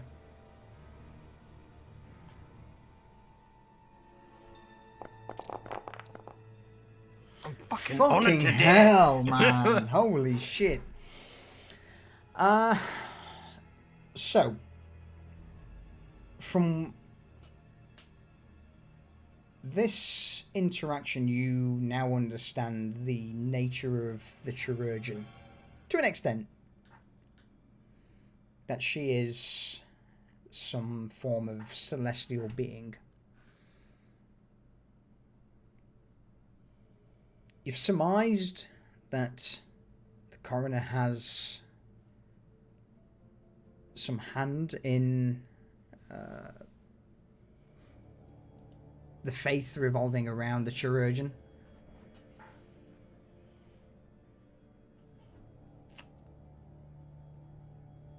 You now also understand how faith can be used to gain power.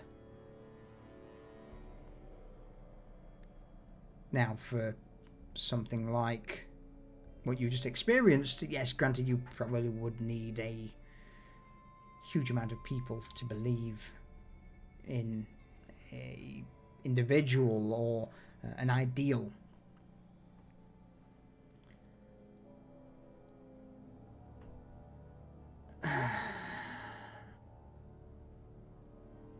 And I would also say with that role, you're now starting to put together the coroner's research into his grand plan.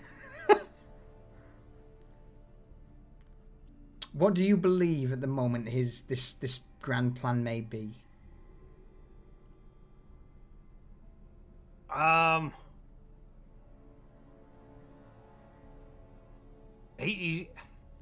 Cypher thought he was trying to recreate that what he just witnessed, but now he knows that it's something just so much more than that, and he's kind of like, I don't even understand how that could be true after witnessing it. He's kind of like, okay, that's insane.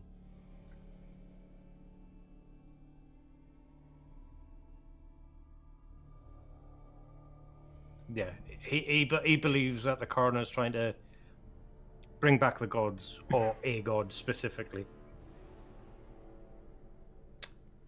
Perhaps not so much bring back the gods, but elevate something to the position, or at least his research is aiming towards elevating something to the position of a god. Yeah. So Cypher's kind of like, well, if that's not a god, then what the fuck's a god? Like, and how do you emulate something that to that?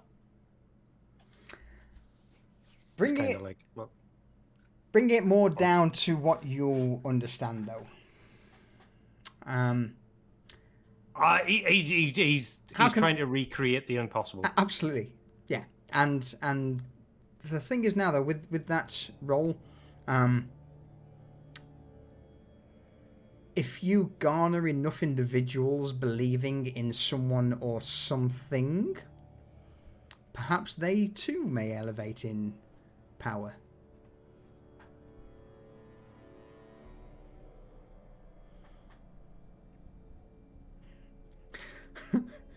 Hashtag Godvanya. A lot of pressure. Nobody wants that, or do they? All right. So, the coroner will begin to make his way back towards his chambers. Followed by yourself. Do you have any further questions or things you wish to do, Cypher? I'm just gonna be like, the book that he got out for me. I'm gonna borrow this. Coroner doesn't even care. he already got it out for you to read. And then he's gonna leave and be like, I shall keep you abreast of any developments in my studies. There would be a rare response from the coroner at that, Cypher, as he turns around, looks at you. Yes. Should you uncover anything, make sure to tell me. For there is much work to be done.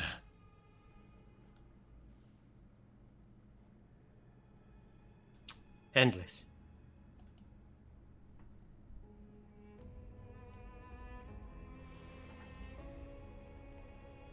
With that, Cypher's gonna leave.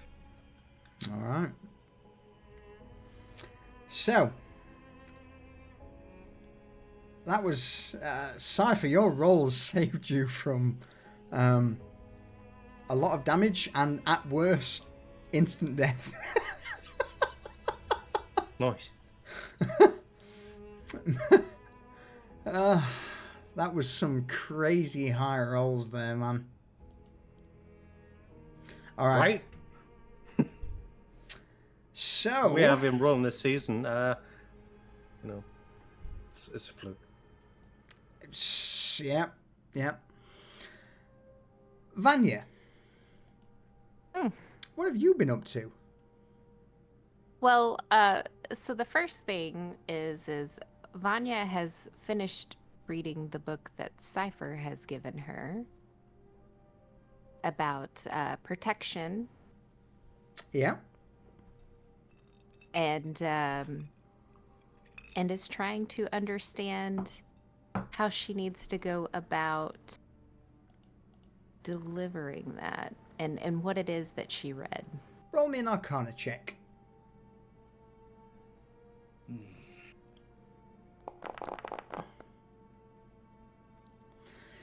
All right. So, you've managed to complete. You yourself are aware of the shield spell. The way that you learnt it is completely the opposite of how this tome teaches it. How were you taught your spells, Vanya?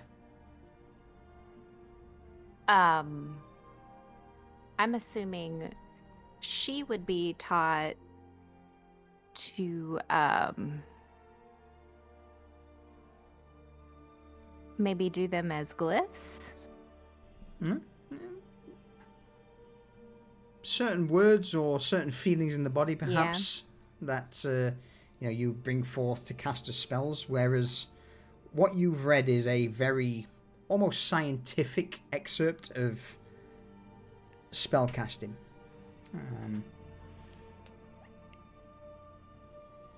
It takes you a while to understand the methodology behind it, but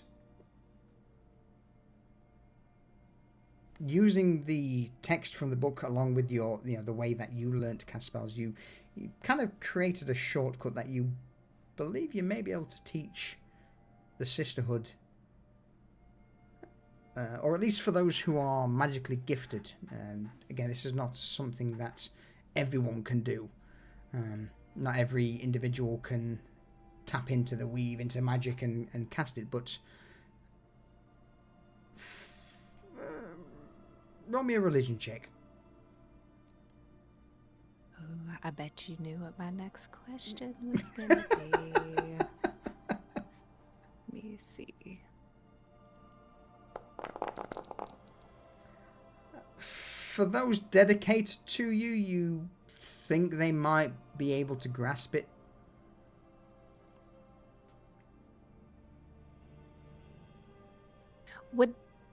Can I ask you questions? With a 9, you can ask a single question. Would she know the signs to be able to determine the strong ones? What signs would she be able to pick up on? You would be able to feel if you.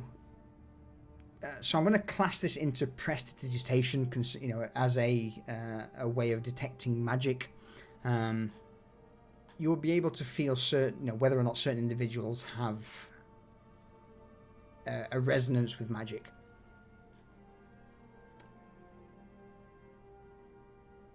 Oh, I can see where this is going with Vanya. We're gonna have some interview sessions. Sorry, go ahead. No. I think that's pretty much nailed down exactly what you wanted. I think we got where Vanya was wanting to go with this, and she owes Cypher a bit of gratitude. Just say that again. A bit of gratitude. So remember, you're her best friend. So not every system will be able to learn and understand magic,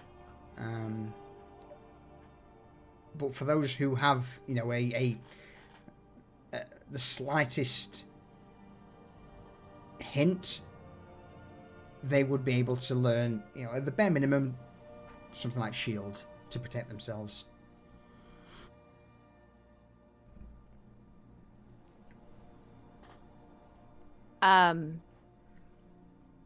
So I don't know if I can ask any more questions. Can I not ask any more questions? Is it? I mean, ask. You may get a vague answer depending on the Okay. question. Would she know,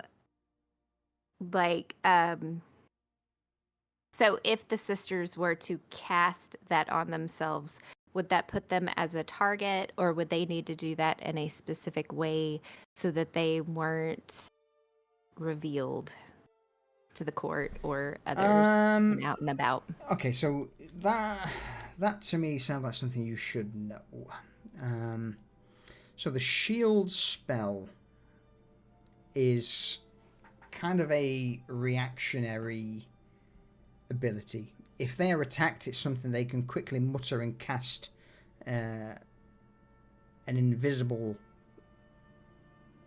barrier of magical force around them. Something like shield wouldn't draw the, if they were rather smart or covert about casting it. Let's say someone attacked them and they muttered the spell under their breath and then cast it. It wouldn't be noticeable. To most outsiders, it would seem like whoever was attacking them just suddenly missed at the last moment. Okay, she'll probably get with Falco and Skarn to put that in their training. So just for everyone's benefit, I will. The shield spell creates an invisible barrier of magical force that protects you. Until the start of your next turn, you have +5 bonus to AC, including against the triggering attack, and you also take no damage from magic missile. So yeah, it's a way of the sisterhood protecting themselves from someone trying to, beat the ever-living shit out of them. So, so with that, I mean, that's not going to be her immediate thing. That might be something that she'll start later with identifying, who in the sisterhood would have those abilities. So she would spend more time trying to narrow down that. But so she has actually waited, because it's taken her a long time to kind of get through this book, and but she has been waiting for Reza to return because she has a conversation that she needs to have with Reza. So before I get everyone back together, is there anything anyone wishes to do separately? Because my plan is, we'll last few bits separately when we all get together. Before that, we'll take a quick break. Is this the next morning, the day after they've talked to the road? This is probably, like later on in the evening from the road. So that yes, it is the next day, but it's getting on now towards later evening. Okay, well, Reza generally does morning lessons with Cypher, so she would have been waiting for him to come back. So I don't have anything individual for her. Okay. Dorian? Anything extra you wish to add? After doing his he'll go back to the office and check over all Pip stuff and deal with the absolute freaking chaos that little thing has wrought. And he'll make some remarks for the next time to make sure it doesn't happen again. Roll me an intimidation check. Now we're talking.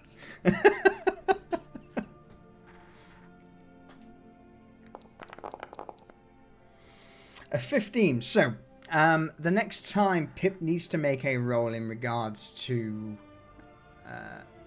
work-related stuff, he will get inspiration, so he'll get advantage on the roll. He damn well better. But during that time, when I ask for that roll, I'll need you to think of what you said to him. That's, put absolute fear into him so that he wouldn't fuck up. I can do that.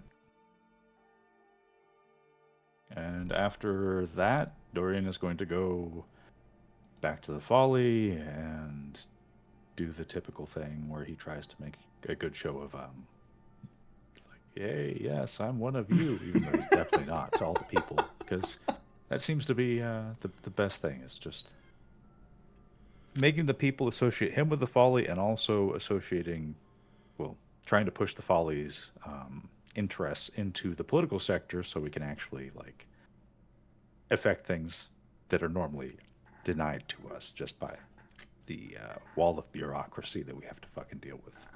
All right. In that case, then, since you're actively trying to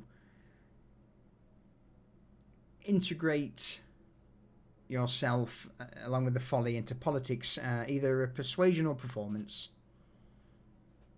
your choice. I mean, some people listen and hang around. Others are just there to drink, be merry, get pissed, and eat what's pretty much the best food in the outer slums. That's fine. Sooner or later, they will realize that the pain of compliance will be much less than the pain of resistance. Saying that, though, it's a mixed batch. You are slowly starting to influence people, but it's by no means a landslide at the minute. Mm-hmm. Yeah, it's understandable, but he's just going to do that before he retires for the evening at the Folly. Sure. All right. If no one has anything else they wish to add, shall we call a quick break there before we all reconvene back at the Folly, or again the pit, Shadowed Circle, to catch up? Thank you. Sounds like a plan. Yeah. All right. In that case, then, folks, we will Be right back.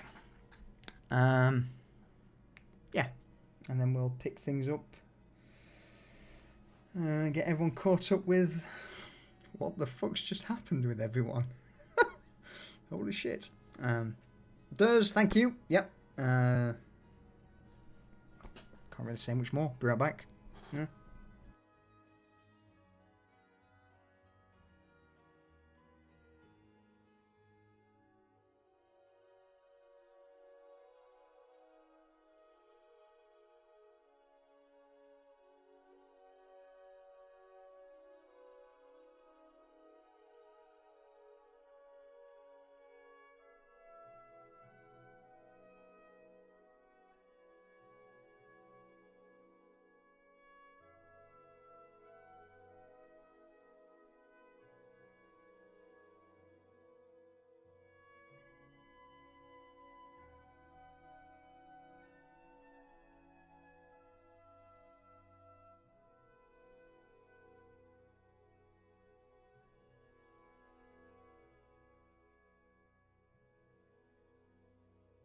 Back. Welcome back. Haven't left. Not gonna. You must have a bucket beside your computer. No, I just haven't been drinking a lot.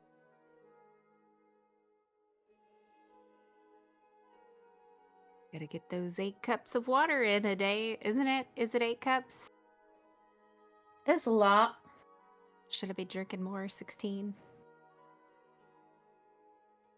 Depends on the size of the cup, really, doesn't it?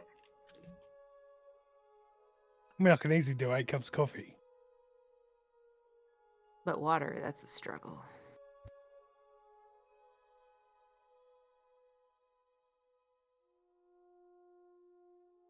I drink 2 litres of squash a day. It's near enough water.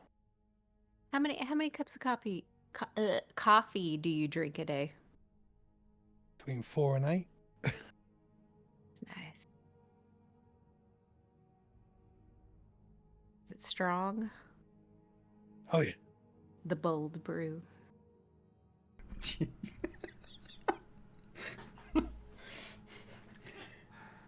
Just getting a drink of water, and I just hear Jump say, "You need 16 cups of water a day." For fuck's sake. It's 8 or 16. I don't know. Like, 16. Holy shit.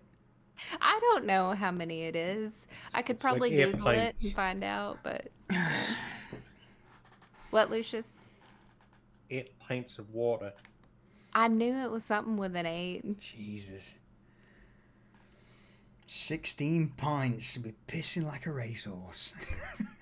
I don't know. Like, would that be too much? Would Yes. that cause some harm? In one go, yeah. In one go, absolutely. Or you'd be spewing your ringer. Jump just wants to waterboard everyone. I mean, if it's effective, if it gets her objective across, she'll do it.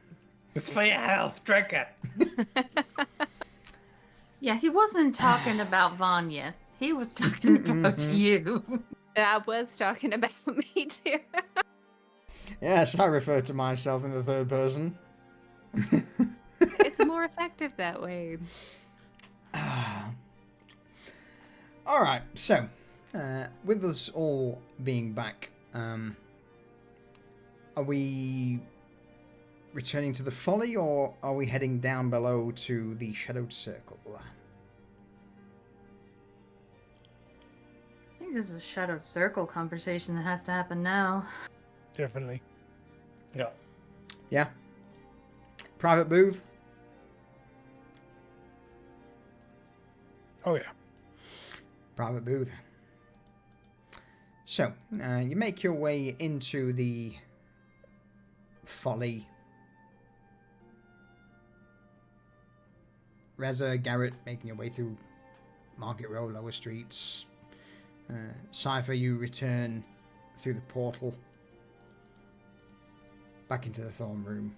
And over the span of the next hour or two, you all find yourselves sat in the private booths, the off center chambers in the Shadow Circle.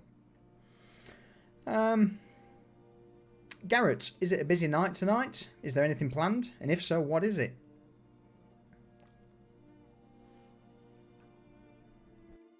No, it's not a busy night tonight. Midweek, no real fighting going on. It's just people doing deals All right. in a neutral place. So it's quite quiet. There's just a murmur of conversation. Probably 20 or so people, all of them in relatively nice attire, seeming either be merchants or other individuals of relatively well-off positions, talking business scattered around. I would Shadow imagine Circle. that everyone is very conspicuously making sure they are not within earshot of the other groups. Yeah, absolutely. They're, like, whenever someone's sat at a table, there's another, the table next to them's empty, and then the table, next to that's got some people. So yeah, there's pretty much, it's a full table, empty table, full table, empty table, and it's quiet. Conversations can't be overheard here.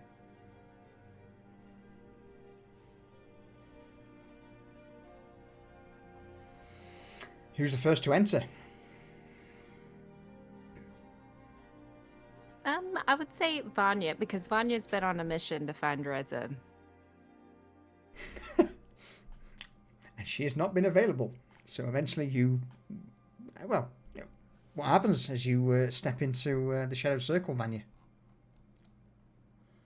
She's gonna walk in, kind of pause as soon as she walks in, and peers to our regular table to see if Reza's there.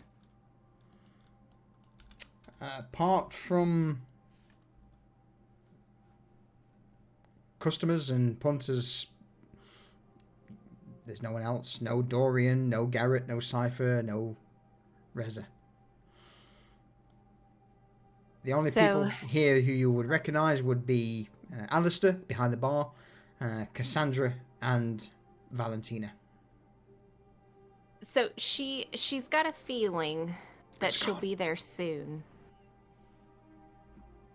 Because of it's just kind of our timing that we're kind of all there. So she's gonna head to the bar and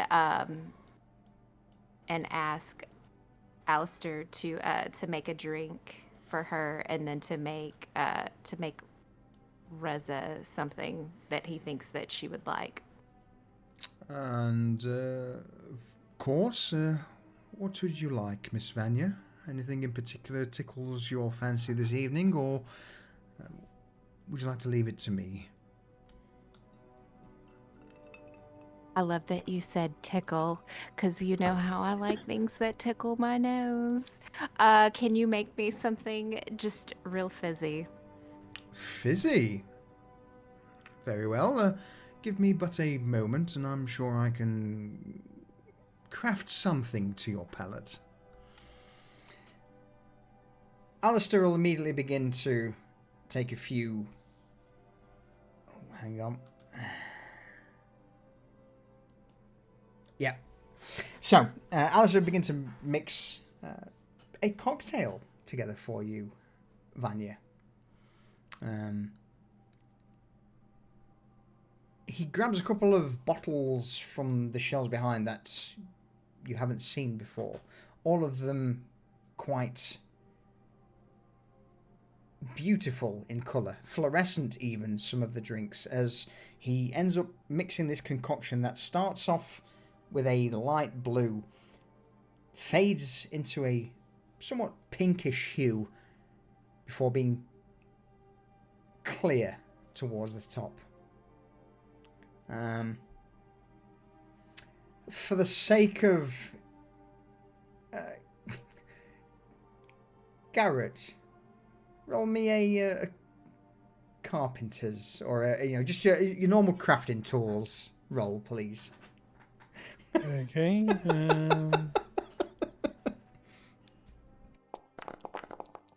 Oh my god. Fucking career. So, Kinda like a carbonator there. Vanya, you will see Alistair just reach under the counter and produce this very small, intricately designed, what can best be described as a wooden paper umbrella. Master Garrett made a few of these as a testbed for me recently, and well, I think it's only fair to add one to your drink. He drops this umbrella into your drink, Vanya, and slides it over the counter towards you. She should say, go ahead. No, go for it. Oh, what? And she kind of plays with it a little bit, like makes it go up and down. What do you call this drink? This is the, well, going from the blue to the pink to the clear. I like to call it the muddied thoughts to clear head. But I'm not exactly one for naming drinks, so try it, see what you think. It's mostly sort of imported blueberries at the bottom, leads into a somewhat strawberry mixed raspberry, finished off with a strong... And Alistair turns, looks at the bottle. Supposedly some sort of spirit from Folmar that he only made a single bottle of, but surprisingly pretty good, considering it came from the Underhill dwarf.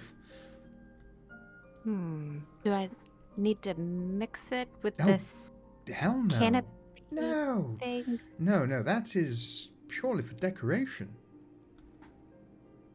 And she takes it because does it open and close? Absolutely, yeah. I mean, this is an intricately designed mini umbrella that you find in cocktail drinks that Garrett's.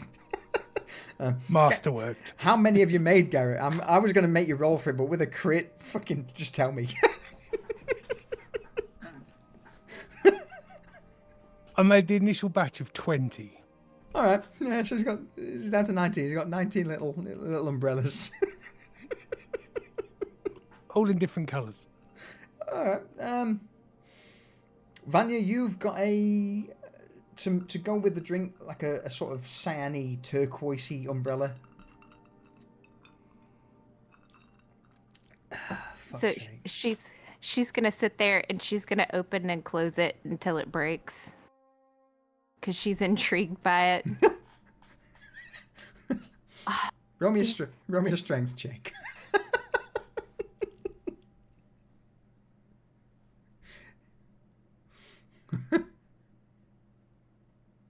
Oh, let me find it. Just a straight up strength. No matter how much you open and close it, it doesn't break unless you physically choose to break the damn thing. It will just keep opening and closing. She's not gonna do that, but she's gonna kind of like, she's just so intrigued by it. Like, she's moved it around the drink. She's kind of set it on the table and let it roll. Like, she's just fascinated by it. But in her mind, she's like, well, this would make me want to get another drink so I could collect all the colors. And begins that conversation with another with fucking business avenue. God damn it. Collectible fucking umbrellas for the high class clientele. How many colors of these do you have? And could we make a rainbow one? Is there one with, like, are they all just solid colors? Are there rainbow colors? Are they sparkly? The issue is if we want to make a true rainbow drink, then I would have to use some of the bloodshot. And, well, I mean, it would be expensive, and mixed with all the other alcoholic drinks in the cocktail, well, security will probably have to carry a fair few individuals out. But if that's not a problem, then sure, why not? You should make one for Garrett so that he can see the possibilities. What if We could Wait. put some positive phrases on it. No. We make a cocktail called the Possibility in a rainbow color umbrella, and perhaps I'm not sure how we would do it, but if I could somehow get hold of some ice cubes, I dare say that may be a bestseller. What shape do you need the ice cubes for this vision? I mean, the larger the better. I can carve them down myself at the bar, but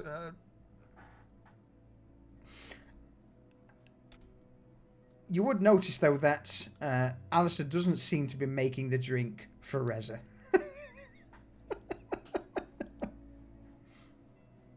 What is he? Is he making the one that we're concocting right No, now? no. He's just making a couple of notes on a piece of parchment. Yeah. So perhaps I've got it. Yes.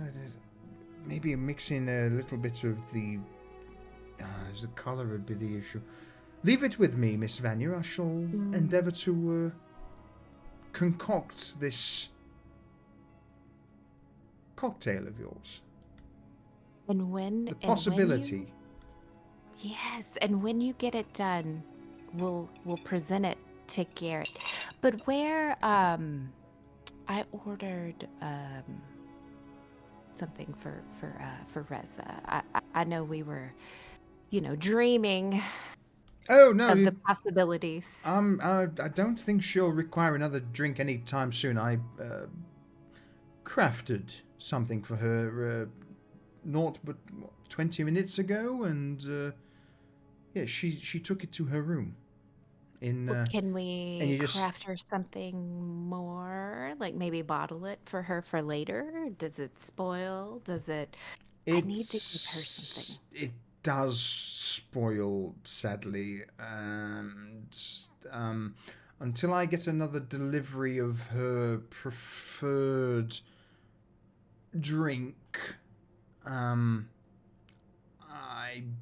she just took the last one earlier, sadly. Do you have a black umbrella thingy? Maybe I could give that to her. He just takes the single black umbrella from under the bar and offers it towards you, Vanya. This is perfect. Thank you. And she's going to take her drink and then walk over to their table and wait for them. All right. Or wait for Reza. So with that said, over the span of the next hour or so, I would imagine you all begin to make your way in. Does anyone have anything they wish to do? Some spectacular entrance or any notes? Yes. I thought you might. Go on. So, Reza has this little ritual she likes to do when she has time towards the end of the day before the conversation kicks in, is she will get her favorite drink from Alistair and go and have a nice bubble bath in her room. So she is squeaky fresh and clean. Her hair is still a bit damp and piled gracefully on the top of her head. And she just, of course, she takes her bubble bath with scented soaps and oils and things like that. So she smells abso-fucking-lutely divine. And she's wearing clean clothes, just not super, super fancy, but like, this is her nightly ritual of like self-care that she has completed. And she walks back in carrying her drink half empty, looking very happy and like nothing in the world could bother her.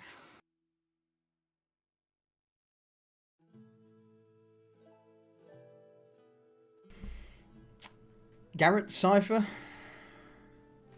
Dorian.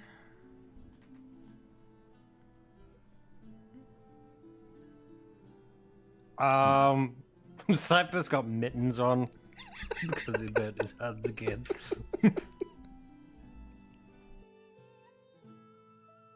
So he's just sat there, just kind of sulking with mittens on. Just like, he just comes in and plunks his ass down at the usual table.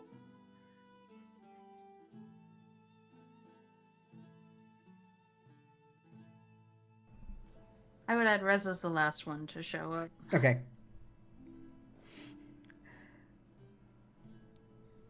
Dorian, Garrett, anything you wish to add, or are you just going to swan in as normal? Gonna swan in on silent feet. No one notices, no one hears. All of a sudden, you're there. Mm-hmm. Evening. Good evening, Garrett. Your hand's cold. No, when he takes them off and he shows you his hands. How did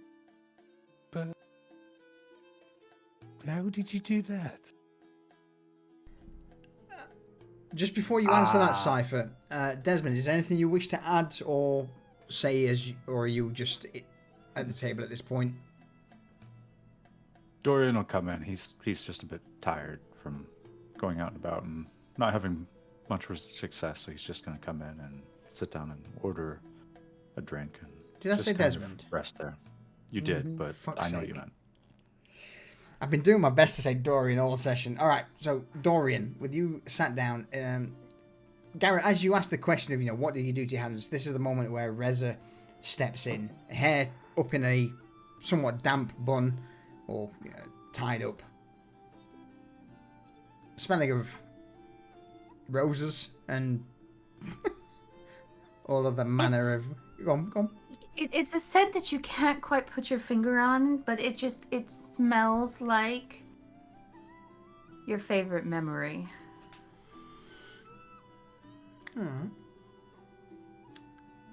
Let's say it's something she cooked up with the botanist over the last 6 months. Yeah. So with that, all 5 of you are now sat in the booth. Garrett, you've just asked Cypher, what did you do to your hands, Cypher? I take off my mittens and I go, I went to see the chirurgeon today, sort of.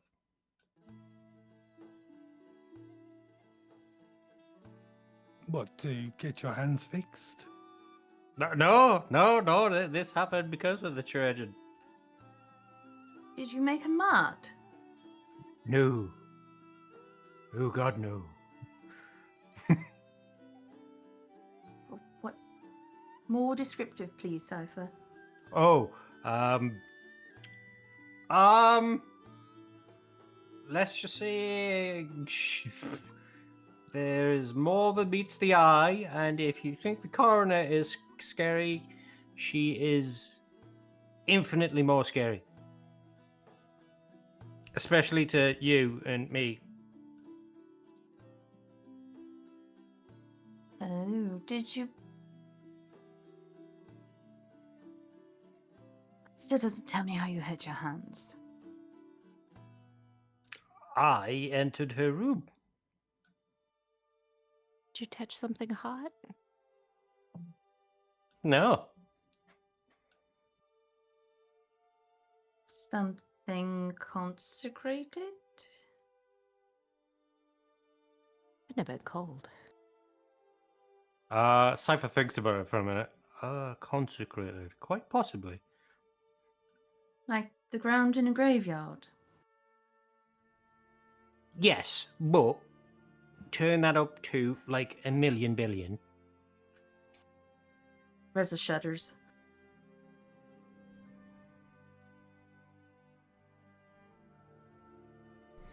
Garrett, I'm not going to ask you to roll any checks because you're the individual who's spent the most time with the chirurgeon.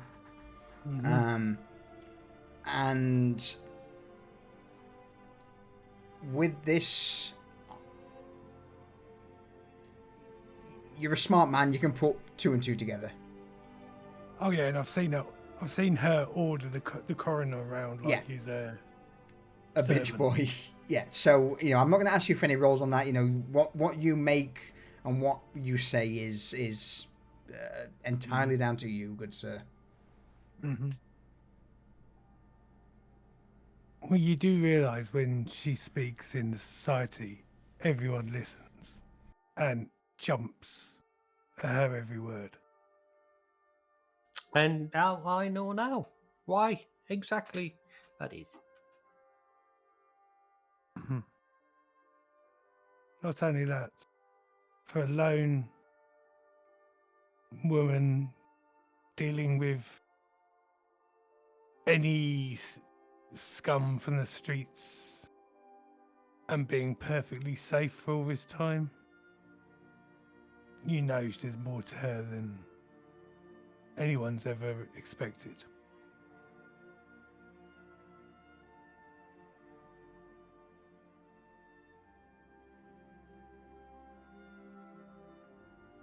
Well, you know how powerful the coroner is, right? Indeed. Let's just say a child's play in comparison Mm-hmm. from what I saw, and I did not like it. Is that ice in your drink, Vanya? And Cypher's going to put his hands in your drink. Oh. And she's going to take the umbrella out of the drink and put it on the side to save it so that he doesn't damage it. Oh, well, what's that? Pointing to the umbrella. Oh! And Vanya's going to get up because she's assuming that you're not sitting beside her, right? I don't know. What spot was So- available when she got in? I'm assuming it's going to be a little ways away. Maybe Vanya's sitting on the edge of the table, and you're going to be maybe on the other far edge. Would you say that Yeah, solution? probably. It should be away because maybe it fills in. Vanya, So you sat down first. You dictate where you sit. Oh, she's going to sit like right smack dab in the middle because she wanted people to see her whenever they came in. So that she could make eye contact, like if Reza came in, like to let her know that, hey, come over here, you know. So she's gonna need to scooch past people that are sitting beside her to get to Reza. And so she's gonna be kind of like climbing over legs to get to her. And she's going to pick up Reza's drink, but sit on the table like in front of her. And she goes, I've got something for you, Reza. And she's gonna pull out the black umbrella and like pop it open, and it's gonna go. Whoop. And she's gonna put it in her drink, and then hand it to her, and then smile like how her sisterhood smiles. Oh God. Wait, so let me make sure I've got this visual right. Vanya is sitting on the table in front of Reza? Yeah, like right in front of your legs. Just like in your face, like in front of the table. You guys are, yeah.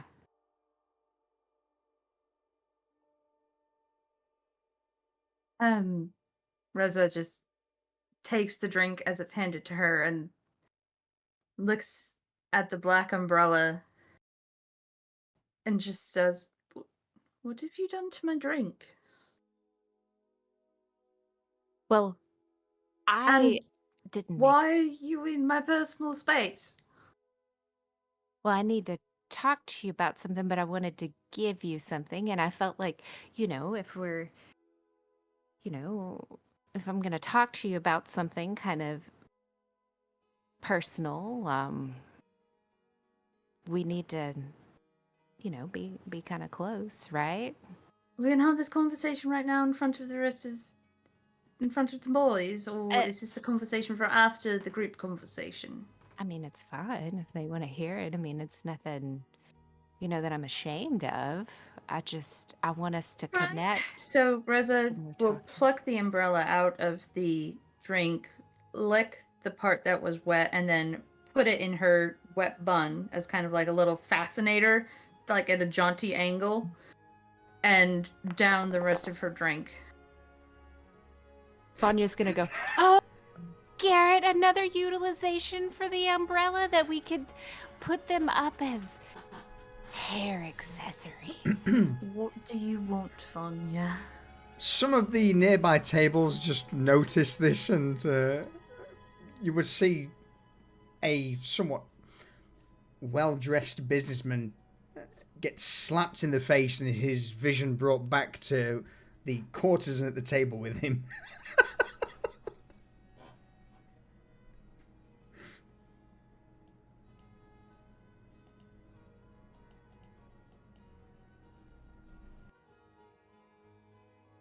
So go on, Manya. So she's gonna shout that out to Garrett. You do realize those are for the customers, people to pay for their drinks. I mean, but we're testing them out, right? Like, and they worked on me. Like, I want one in every color, Garrett. Look, I'll pay for them.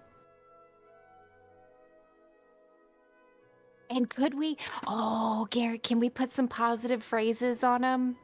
Like, Vanya? tomorrow is another day. Drink up. Vanya, what do you want to talk about? You're right. And she's gonna put a hand on her knee. And then look Reza in the eyes and say, "Oh, dear Reza. My dear Reza. You and I have always seen the world for what it truly is, haven't we?" I'm so confused. But go Well, on. Yeah, I mean, like, an endless dance of opportunities waiting to be seized. And now, an opportunity stands before you, more dazzling than gold, or the umbrella in your hair, and more enduring than the finest stone. Reza's just giving side eye to the other three, like, help, help, help. She puts her other hand on the other knee, and this time it's just more intense staring in her eyes. The building you're trying to acquire in Coinflow, it's a jewel. I haven't seen it yet. I know you haven't seen it yet, but I know it's a jewel. And it's like any other treasure. It needs the right hands to polish it, to make it shine in this dim world. You want to decorate my shop when I get it? I want to polish your shop. Is that a euphemism? But that's where I come in, right? To make it shine. You want to clean it? No, okay, hold on. So you see my sisterhood, right? I Yes. have a vision for my sisterhood in the city. A vision that goes beyond coin and brick and polishing. Busty granite statues everywhere. Well, we could, we could put a statue there, but we're jumping ahead, Dorian. Like, first, we need to settle on this, and you understand, Reza, like the vision of the sisterhood. Like, we're here to transform the hearts and spirits of men and women. Vanya, I want to stop you right there. The venture that I'm going to be undertaking in the coin flow, I don't want it to have any sort of associations with known folly activities, so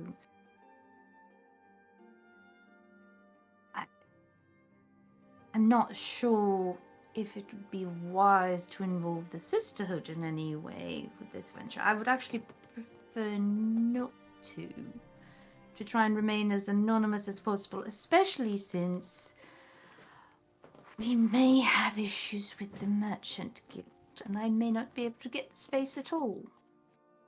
But the sisterhood is not tied to the folly by no means. But just hear me out. Hear me out. Okay. It's funded by the folly. You're a known member of management and the known leader. It's connected, Vanya. But go ahead. Benefactor, there's no names. I mean, I know there is a statue of me, but here's the deal, okay? And I know what you're thinking. What does this mean for me, Vanya? Right? By sharing your building, you allow us to spread our light. No. A light. Well, hold on. You haven't heard everything. You said share the building with the sisterhood, and I'm sorry, Vanya, that's not going to happen. You'll have to find your own space. No. Imagine your name on the lips of Novostoya Elite. I don't want my Whispered. name on the lips of Novostoya Elite. I don't Your want any of my space. things on the lips. Your space filled with people who leave not only their troubles behind, but Vanya, their gold as well. My vision for my store is very different from yours. They're not Okay. going to mix. Obviously, my inspirational words are not going to inspire you. Let's get down to the details. I make contracts. Sometimes those contracts have consequences. You can sell your deals with my contracts. No. There are other operations that will be happening out of my store. I do not think it would be wise to intermingle the two.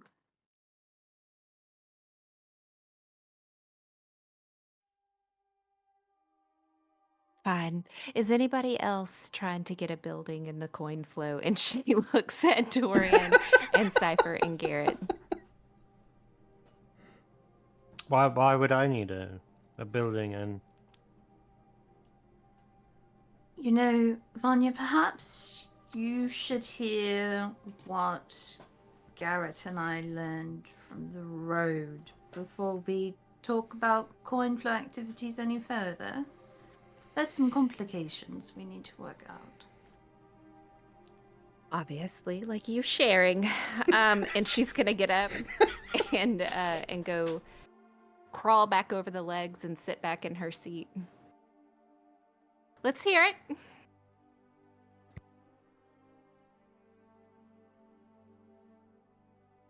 The Merchant Guild, as you know, Vanya, I'm pretty sure you know, they are very upset that Bloodshot is making so much money and they don't have a hand in it. They have discovered the road's involvement and are making things difficult for the road to operate by using hired mercenaries. At least that is a supposition. And the other complexity is that the House Moretti is making moves for the slum districts, and Moretti is backing the guild. And for the guild to interfere with the road in this matter, when they have very much had a live and let live philosophy, is something we need to take very seriously.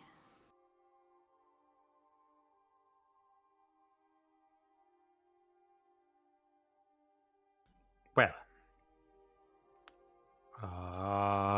So you've talked to the road about this? What do they want to do about it? They're expecting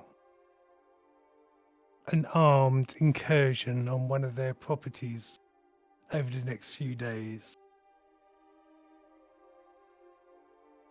by mercenaries hired by the Merchants Guild. They've asked for our assistance during this, and I provisionally said we would help. as they're our partners, and to be fair, we wouldn't be in the position we're in without their help. What do you need us to do? We need to eliminate the mercenaries. Ideally, keeping at least one alive to speak to. But be under no illusions, these aren't the ruffians we've dealt with in lower streets. These are professional fighters, ex-wardens that have been removed from their ranks for whatever reason, practiced soldiers.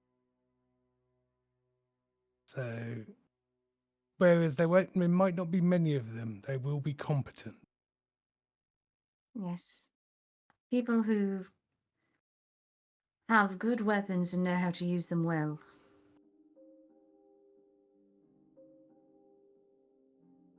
A challenge? Calm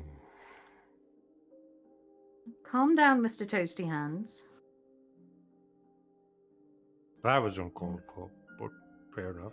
Was it, though? Does their loyalty waver?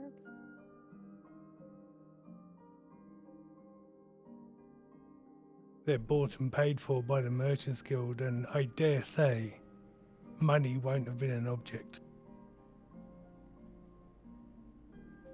Their pockets are vastly deeper than ours.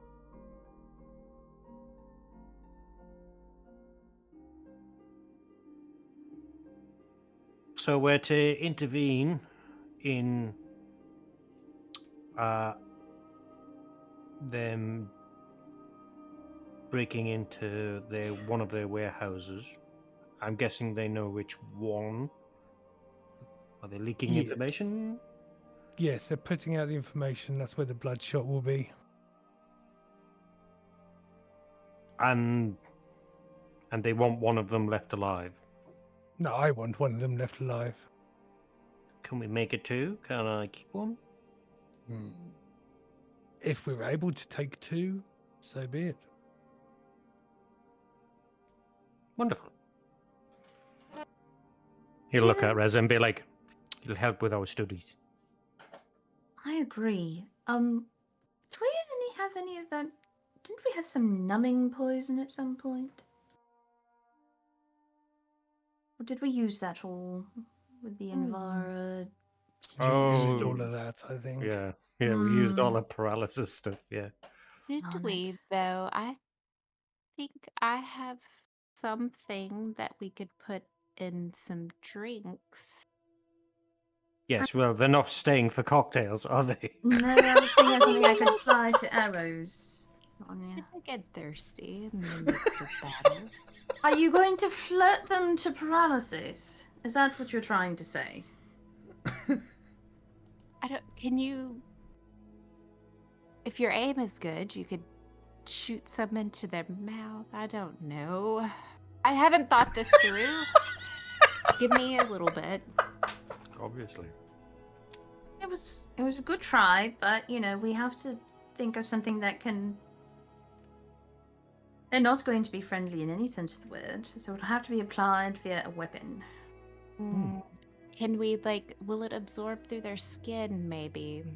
Maybe we could just spray it on them. I've had an idea.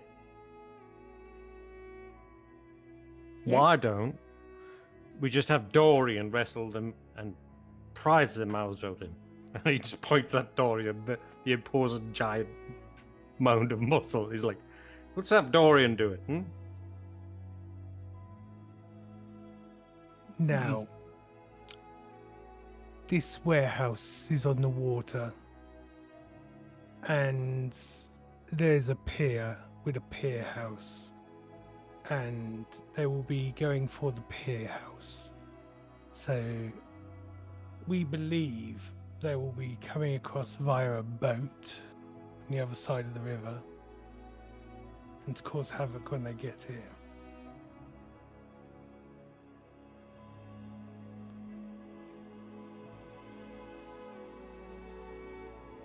Also, the current weather conditions, as you've probably noticed, are a bit on the misty side.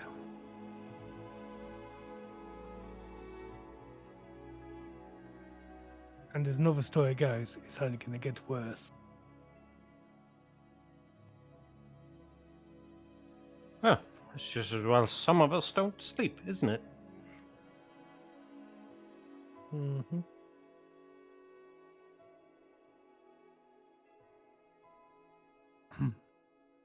So, oh, were you going to say something, Garrett? No, I was clearing my throat. Well, okay, so we know that this is going to be a warehouse on the canals. It's going to be Missy, occluded vision. We can expect potentially a small number of assailants, but highly skilled, very well trained, and difficult to take down. So some sort of paralyzing agent or paralytic is probably going to be our best way to preserve one or more. Cypher, Vanya, do you have any sort of like, and here she like wiggles her fingers to indicate magic? I have something that if they're going to all be leaving in one area, that if we could find something that paralyzes to put in it, I could put a glyph down if they pass through it.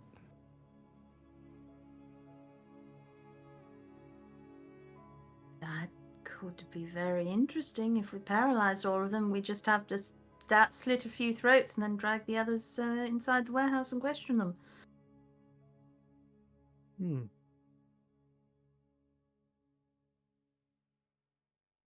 But we would need something to put in it. A spell that paralyzes, maybe? Or a sleep spell, maybe?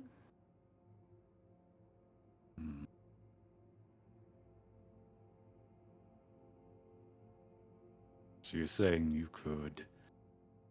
How do you make magic go into one of these glyph things?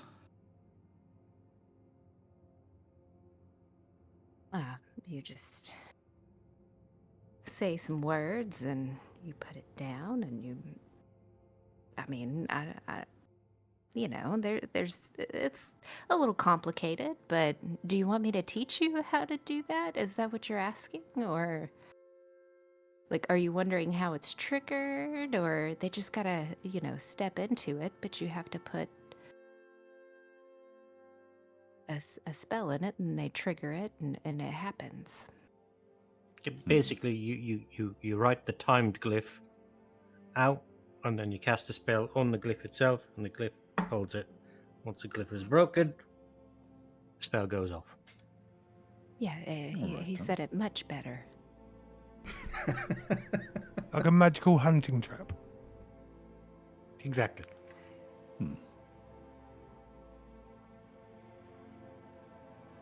Sounds like it might be worth a shot. Yeah, think of it like the ring that you've got, only it's temporary. I see.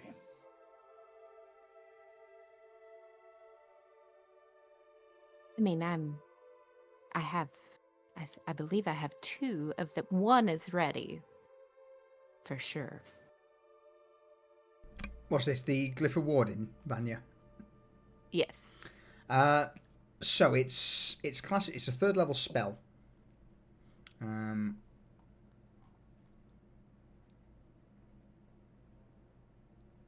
That you basically cast and it'll last for an hour. And you can put the effects of one of your other spells into it. So you can cast as many glyphs as you have 3rd level spells.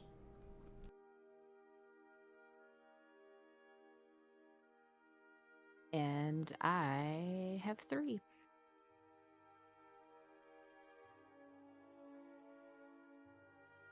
They only last an hour, though, right? Mm-hmm. Correct.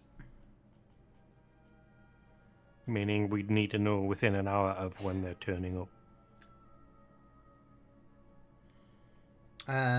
So no, casting time is an hour, so it takes an hour to casting. Oh, yeah.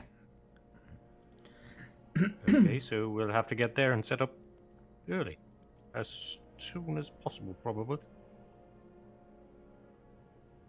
We'll probably need to bring snacks and drinks. It's gonna take me a little bit. Yes, we can have a picnic.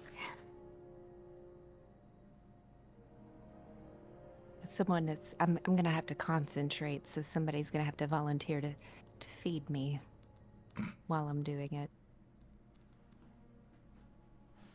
How much do you have to eat in a day? I get pretty stressed. I eat quite a bit. So maybe 2 loaves and maybe some sweet treats. 2 full loaves of bread and some sweet treats for 3 hours work. I would throw in maybe a vegetable so that I feel slightly healthy.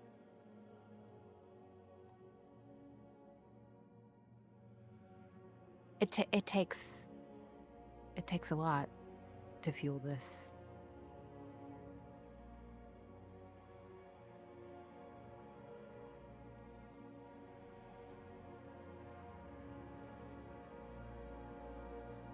Is that a lot? Fair. Is that too much? I think it's a lot. I mean, I don't eat, but I think it's a lot. Garrett? It's more than I eat in a day. Well, that's a day. That's just what I require for 3 hours.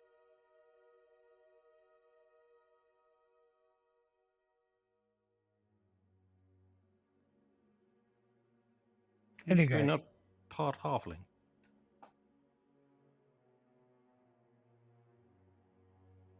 I don't think so. Go on, Garrett. Picnics aside, I take it we're all up for this. Yes. Oh, definitely. Alright. It's a bit. Good. I'm done. Dorian, Dorian, your equipment. Are you sorted now?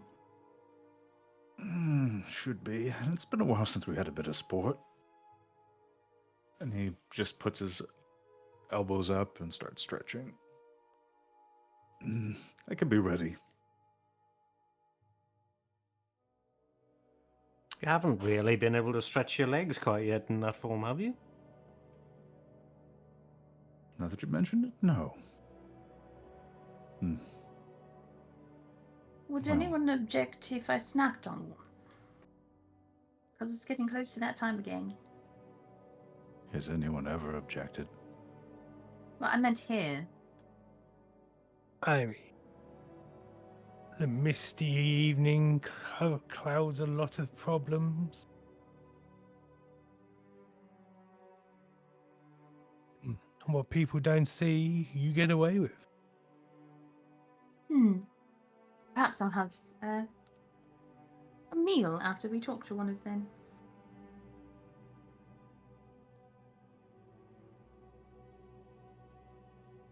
Okay, so at least one person alive. Fingers crossed we can get them to surrender.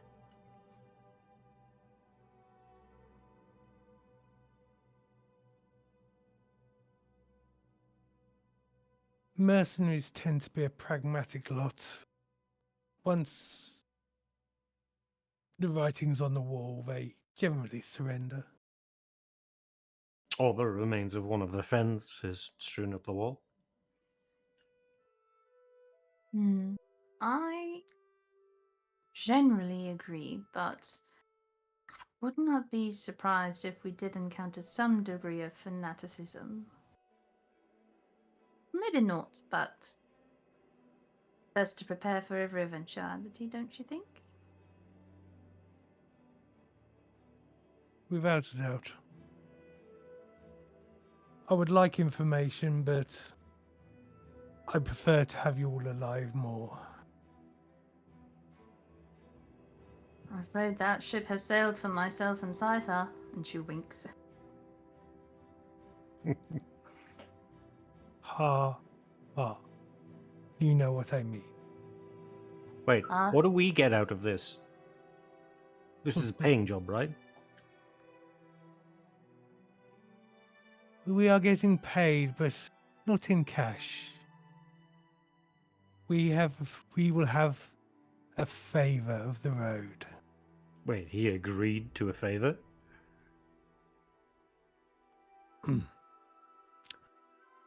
Our little vampire friend here was most persuasive. Sure she was. What's that supposed to mean, Cypher?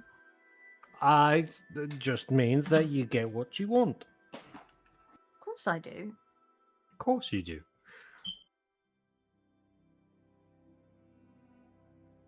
Raza, Yes, Vanya. if something was to happen to you after you acquired your building and coin flow, could I be the beneficiary?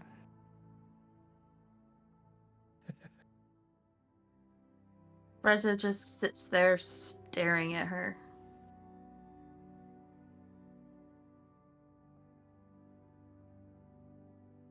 I'm going to take that as a Sure. maybe. Why not? You guys heard it. You can share it with Cypher and Garrett and Dorian when I'm gone.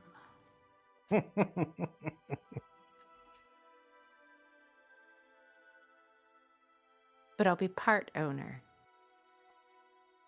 You guys heard that. Yes, take the win.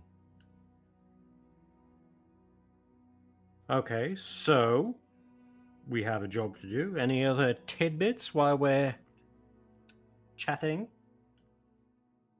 What are we going to? Well, do we want to do any more in-depth planning here? Is there other news we need to share? I think the planning will be better done on site when we can actually see what we need. Fair.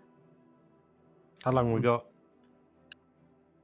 Midnight, 2 days' time. So we best start straight away then. Unless anyone's got any other business to bring up. Well, Dorian, maybe you're about to say it. How's things going at the administration offices? Oh, there's some scion of the Sandivores coming in soon. And honestly, if we do good work here, perhaps these people who are coming to the warehouse would be good people to pin the spread of bloodshot on.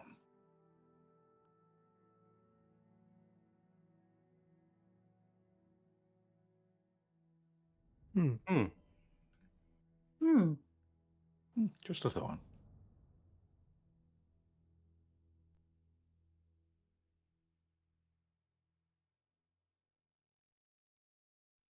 But as far as the administration, there's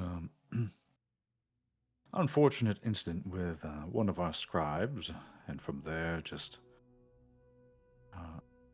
Abdal Rubin has told me he'll give us support, well, me support, if we can make a good showing. So, if we can offer something to the inquest about Bloodshot that directs people away, then all the better. Who is this Abdul person? A bloated aristocrat who complains about everything and doesn't really want to be here and may give us, well, again, me, his proxy on part of the Moretti family in the Commons. Lower Street. Emphasis on the bloated. He's miserable, but he may be useful.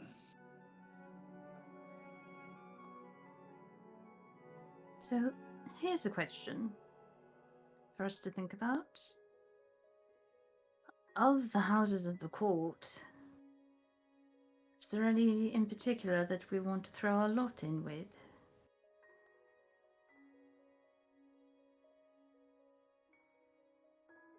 Wait, is that an option? Well, there's maneuvering happening, and it directly involves our territory. So, do we want to just let the slums be passed around like a poker chip, or do we want to try and influence events in any way? Well, as it stands, if things go well, me getting into a place where I can assist at a greater scale is also aiding the Moretti family against the Sandovals. So, there's that to keep in mind. And if there were a third party involved, perhaps the Piscues, what do we do then? That's not a rhetorical question, is it? Reza looks at Garrett. No, there has been an invite sent via the road. To us? It will make its way to us should we want it. To the Magister District to speak to the Countess Vulpescu.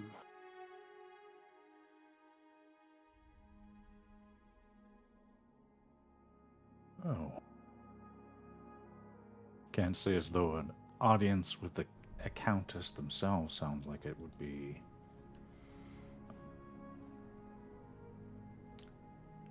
Dorian, roll Yes. me a history check. Or an insight, or, something regarding the political maneuverings of the city. Whatever you feel is relevant. I feel like history is probably it. 6 is low, but I'm going to give you just one question as standard, and then with a 6 an additional one, just because this is something that's in your wheelhouse. Is there anything you wish to know about either Sandoval, Moretti, or Vulpescu? Okay, so I kind of have a grasp on the Morettis and the Sandovals. The Yep. Sandovals are like the lowest rung on the Crimson Court ladder. Pretty much, And the yeah. Morettis, Top more tier. powers, more powers. The Morettis want it. They're pretty powerful. The Vulpescu, like they have a lot more of like they control the Bloodworks and the Lantern District, which are both like really big. So I kind of understand the back and forth between the Morettis and the Sandoval. Mm-hmm. So the question would be, what would be the appeal for the Vulpescus be to get involved into this mix that seems like it should not really concern them? So, in your position as vying for administrator, you are aware that the Grand Duke Koshevek is trying to gather funds for a war against... he's trying to fund the military. Now, not just, little bit. He is going all in on trying to fund the wardens and expand them. Moretti hasn't exactly been forthcoming with financial aid, in spite of being one of the more powerful, financial houses. Vulpescu, on the other hand, has been funding the Grand Duke's dream of getting this army together.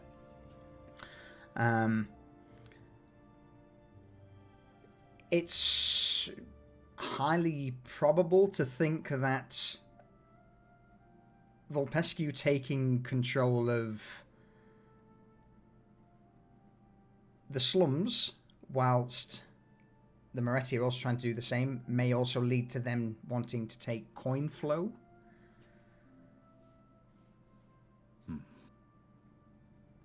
The only thing that you would know about the House of Vulpescu as a whole is that they do host a lot of lavish masquerade balls. The Countess herself is known to be shrewd, confident, but also quite flamboyant. Okay. All right, so that's one. Mm-hmm. All right, so obviously we know what it's like well, to control the Sandoval's. Also, very, very, just tack onto that, she's also the sort of overall administrative overlord of Lantern, Mornham, Bloodworks. And I believe also the Forlorn district. Yes. Yes. So, the Morettis control the Magister district, correct? Morettis control... Yes, so think of it, the Morettis control the nobility and the coin, whereas Vulpescu controls the food for the vampires, and then like the sort of the middle class areas. So it's almost like the Vulpescu are kind of like punching up at the Morettis if they are they get into something with them. Okay. Well, it seems that if the Vulpescus want to have an audience, they have more to gain and less to lose, and might be more grateful for a bit of assistance than the Moretti, who are clearly very used to things being very lavish into their taste at all times. Though if the Vulpescu do get their way, we might see more wardens patrolling the outside walls and ruling with an iron fist, as it were. I will mention that there were no signs of patrols in Polter. So that is well in hand, and I don't think we want that to change. The second question I would think is, so we have that bit of dynamic going on. Mm-hmm. You said the Koshevek. Yep, Grand Duke Drago Koshevek is known to be the overall leader of the Crimson Court. Roughly 5-6 years ago, he staged not so much of a coup, but he stomped out the previous leader of the court to take control. Okay.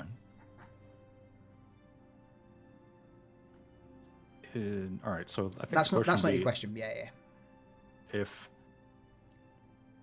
If we were just like he's new, kind of mulling it over. If the Vulpescus ended up getting an edge over the Moretti, would it seem like that would basically have everything go back to a very totalitarian regime on the outskirts of the city? No. Where we are? No? No. The reason being, the key words of Vulpescu is that she's shrewd, confident, and flamboyant. And knowing certain elements of the court, both as an administrator and as noble lifestyle of Desmond, nobles very rarely back each other completely. Right. It's all just a game to them.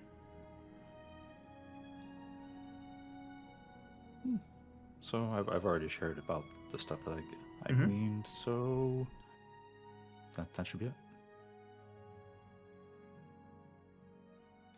So this is all well and good. I mean, it has positives. Can I just be the one to burst the bubble and point out the fucking negatives? I was going to point out Yes. one very negative one from my perspective, but I'd like to hear what else you've been thinking of. Well, yes. So, the presence of myself, a lich, might complicate matters. Also, the presence of yourself, a rogue vampire roaming around in the city, might complicate things.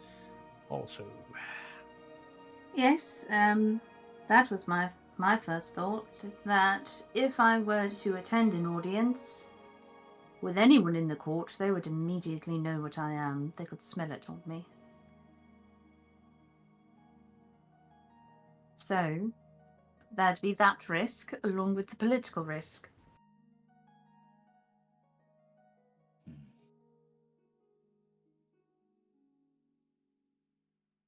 Maybe she would think it's like, oh, cute, this little vampire making a name for herself. You know, let me help her out. Or she might think, oh no, we can't have that. Boom, you're dead. I really don't know. But I can't help but think it's incredibly risky to flip that coin. I mean, we could just not go. I mean, There is that. Garrett and Dorian would suffice, right? Yeah, we could stay here with Vanya practicing our abyssal. I think this subject can be tabled for the time being anyway, until at least after we've dealt with the roads problem. Very well.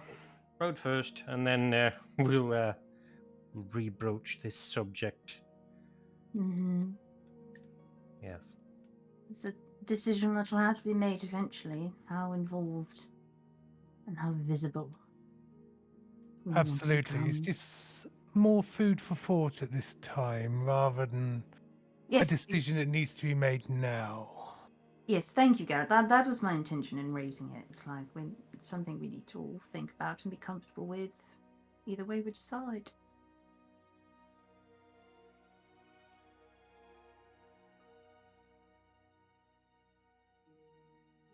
So, do we need to make a trip to the botanist to get more of that paralyzing potion, or how are we going to? We'd actually have to go into the Oh, forest. no, you know what? Never mind. Thanks. No, I'm good. Yes, it's the ingredients for that. Oh, still on that living stub, and I'll pass. I mean, granted, from an out-of-character DM point of view, you know, you are like 3 levels above what you were last time you went there. Reza still remembers how she almost died. Did the we last not? time. Did we not have the other crew? Didn't they go and get us a bunch? Of that mushroom? No. It's a special Oh. fungus that only grows on fucking dryad stub things That's- in the forest. The Arbosite. Yeah. That's the one. Oh, I thought at some point we sent them to go get more of No. those. No, we got we did get some. Actually, no, didn't we get some paralyzing poison off the bugs? You tell me. I believe it's all in your inventory. It should be in Reza's. Did she not get players? I'm looking. So, just while you're looking, just to quickly Bugger Fang Boat. just to quickly sort of go back to the Arbosite. I fucking love this thing that I've set up. The Arbosite is a monstrous, corrupted creature that resembles a twisted sentient tree or ent, found deep within the haunted stillborn forest outside of Nova Sawyer. The Arbosite is a manifestation of the forest's dark magic and corruption. These creatures are massive and powerful, with gnarled branches and limbs and bark like skin that twists with malevolent energy. In the Have you price, shared that with chat yet? I haven't. No. I'm trying to. I'm looking into incorporating the Pariahs Lawkeeper with Cacophony, so that in the future the plan is you could say, Cacophony, what is an Arbosite, and Cacophony will be able to reference the lore dump AI that I'm currently working on. Yeah. So, chat, we have 7 Boglurker Fang Bolts, so we're good to go. What do the Boglurker Fang Bolts do?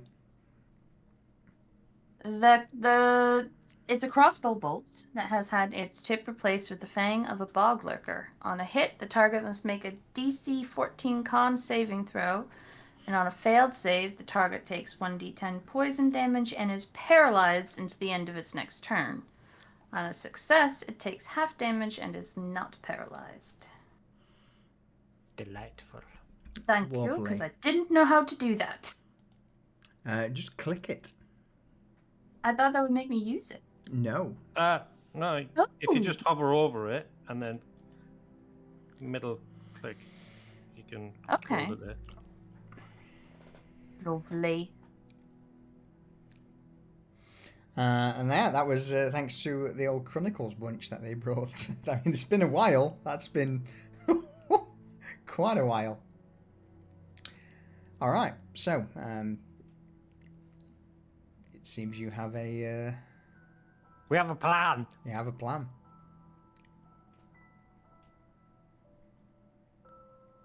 So we'll scout the area tomorrow and figure out how to use the terrain to our best advantage. Mm-hmm. Perfect.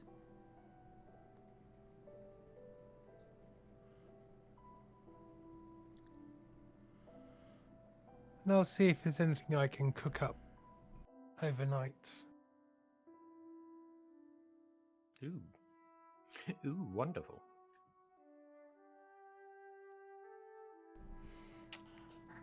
All right. Anything further for the discussions?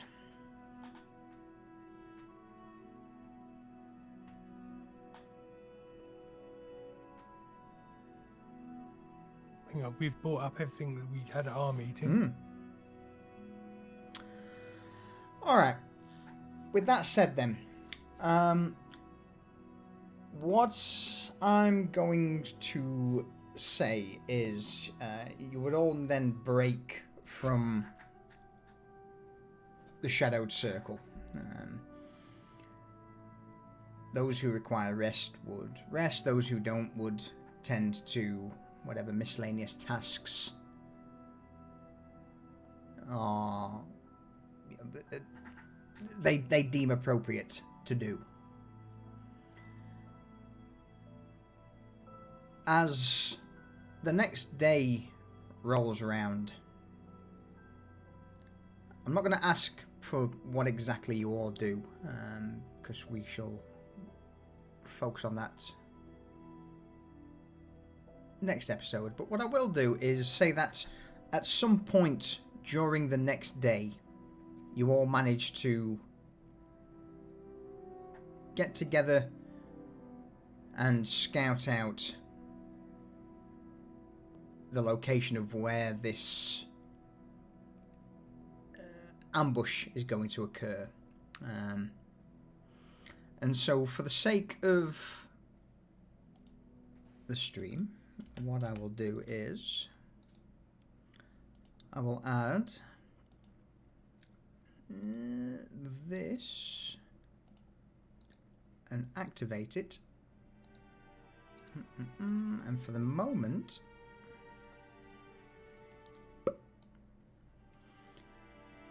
give you this view. This will be the location of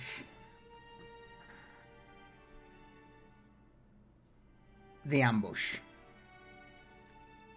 A small office used as the administration or PM Master's office, along with a small jetty. As you look further down the canal, there would be, a multitude of these small wooden piers that jut out from the rocks of the canal into the water.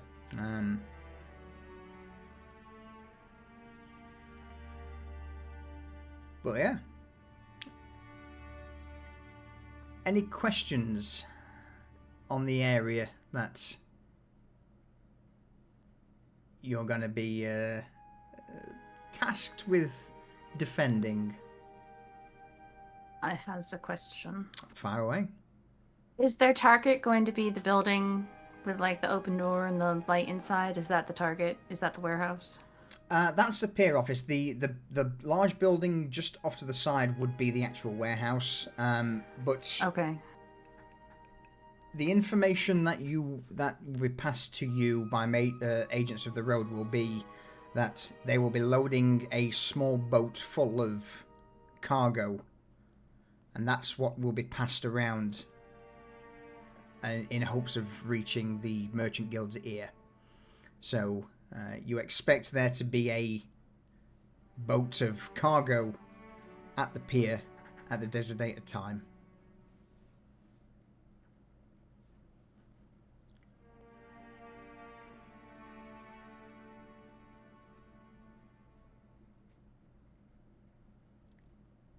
If there's nothing else,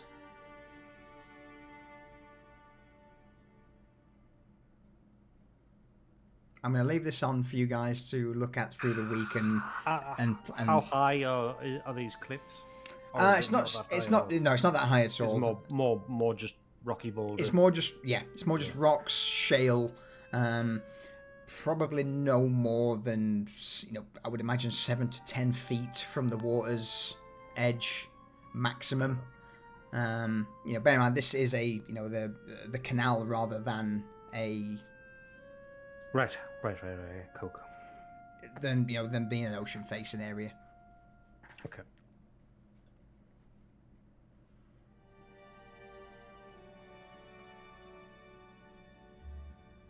All right.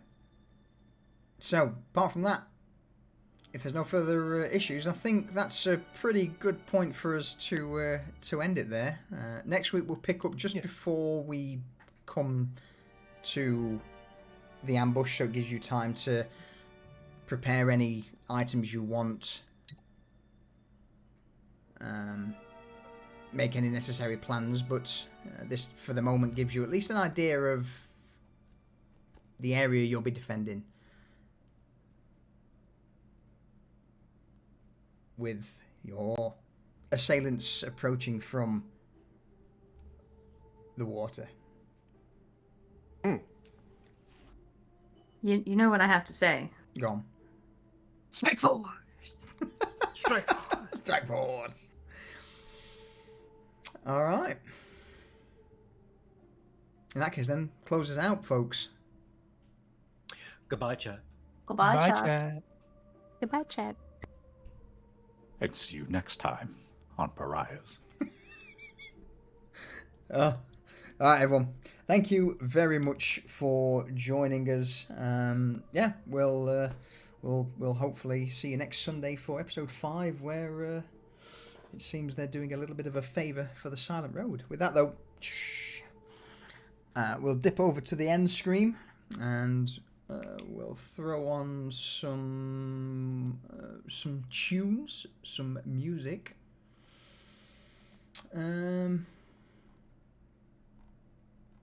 Yeah, and we'll find someone to raid.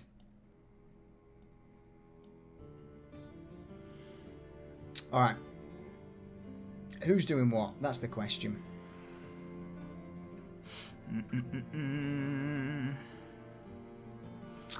Whilst I'm perusing the old Twitch, once again, Deez, thank you for the tier 3 resub. I appreciate it, as well as then gifting 20 subs, you mad bastard. Thank you, man. Durs came in with the 100 bits to start the old hype train, followed by Ravon, and then Divrak, thank you very much, my dude, for the 31-month resub. Appreciate it, everyone.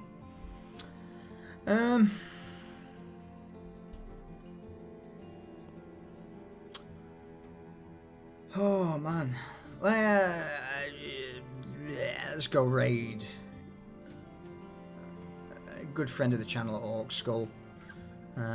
He's doing trading card stuff. Fuck it. I don't know what it is. Let's go find out. It sounds like memes. Yeah.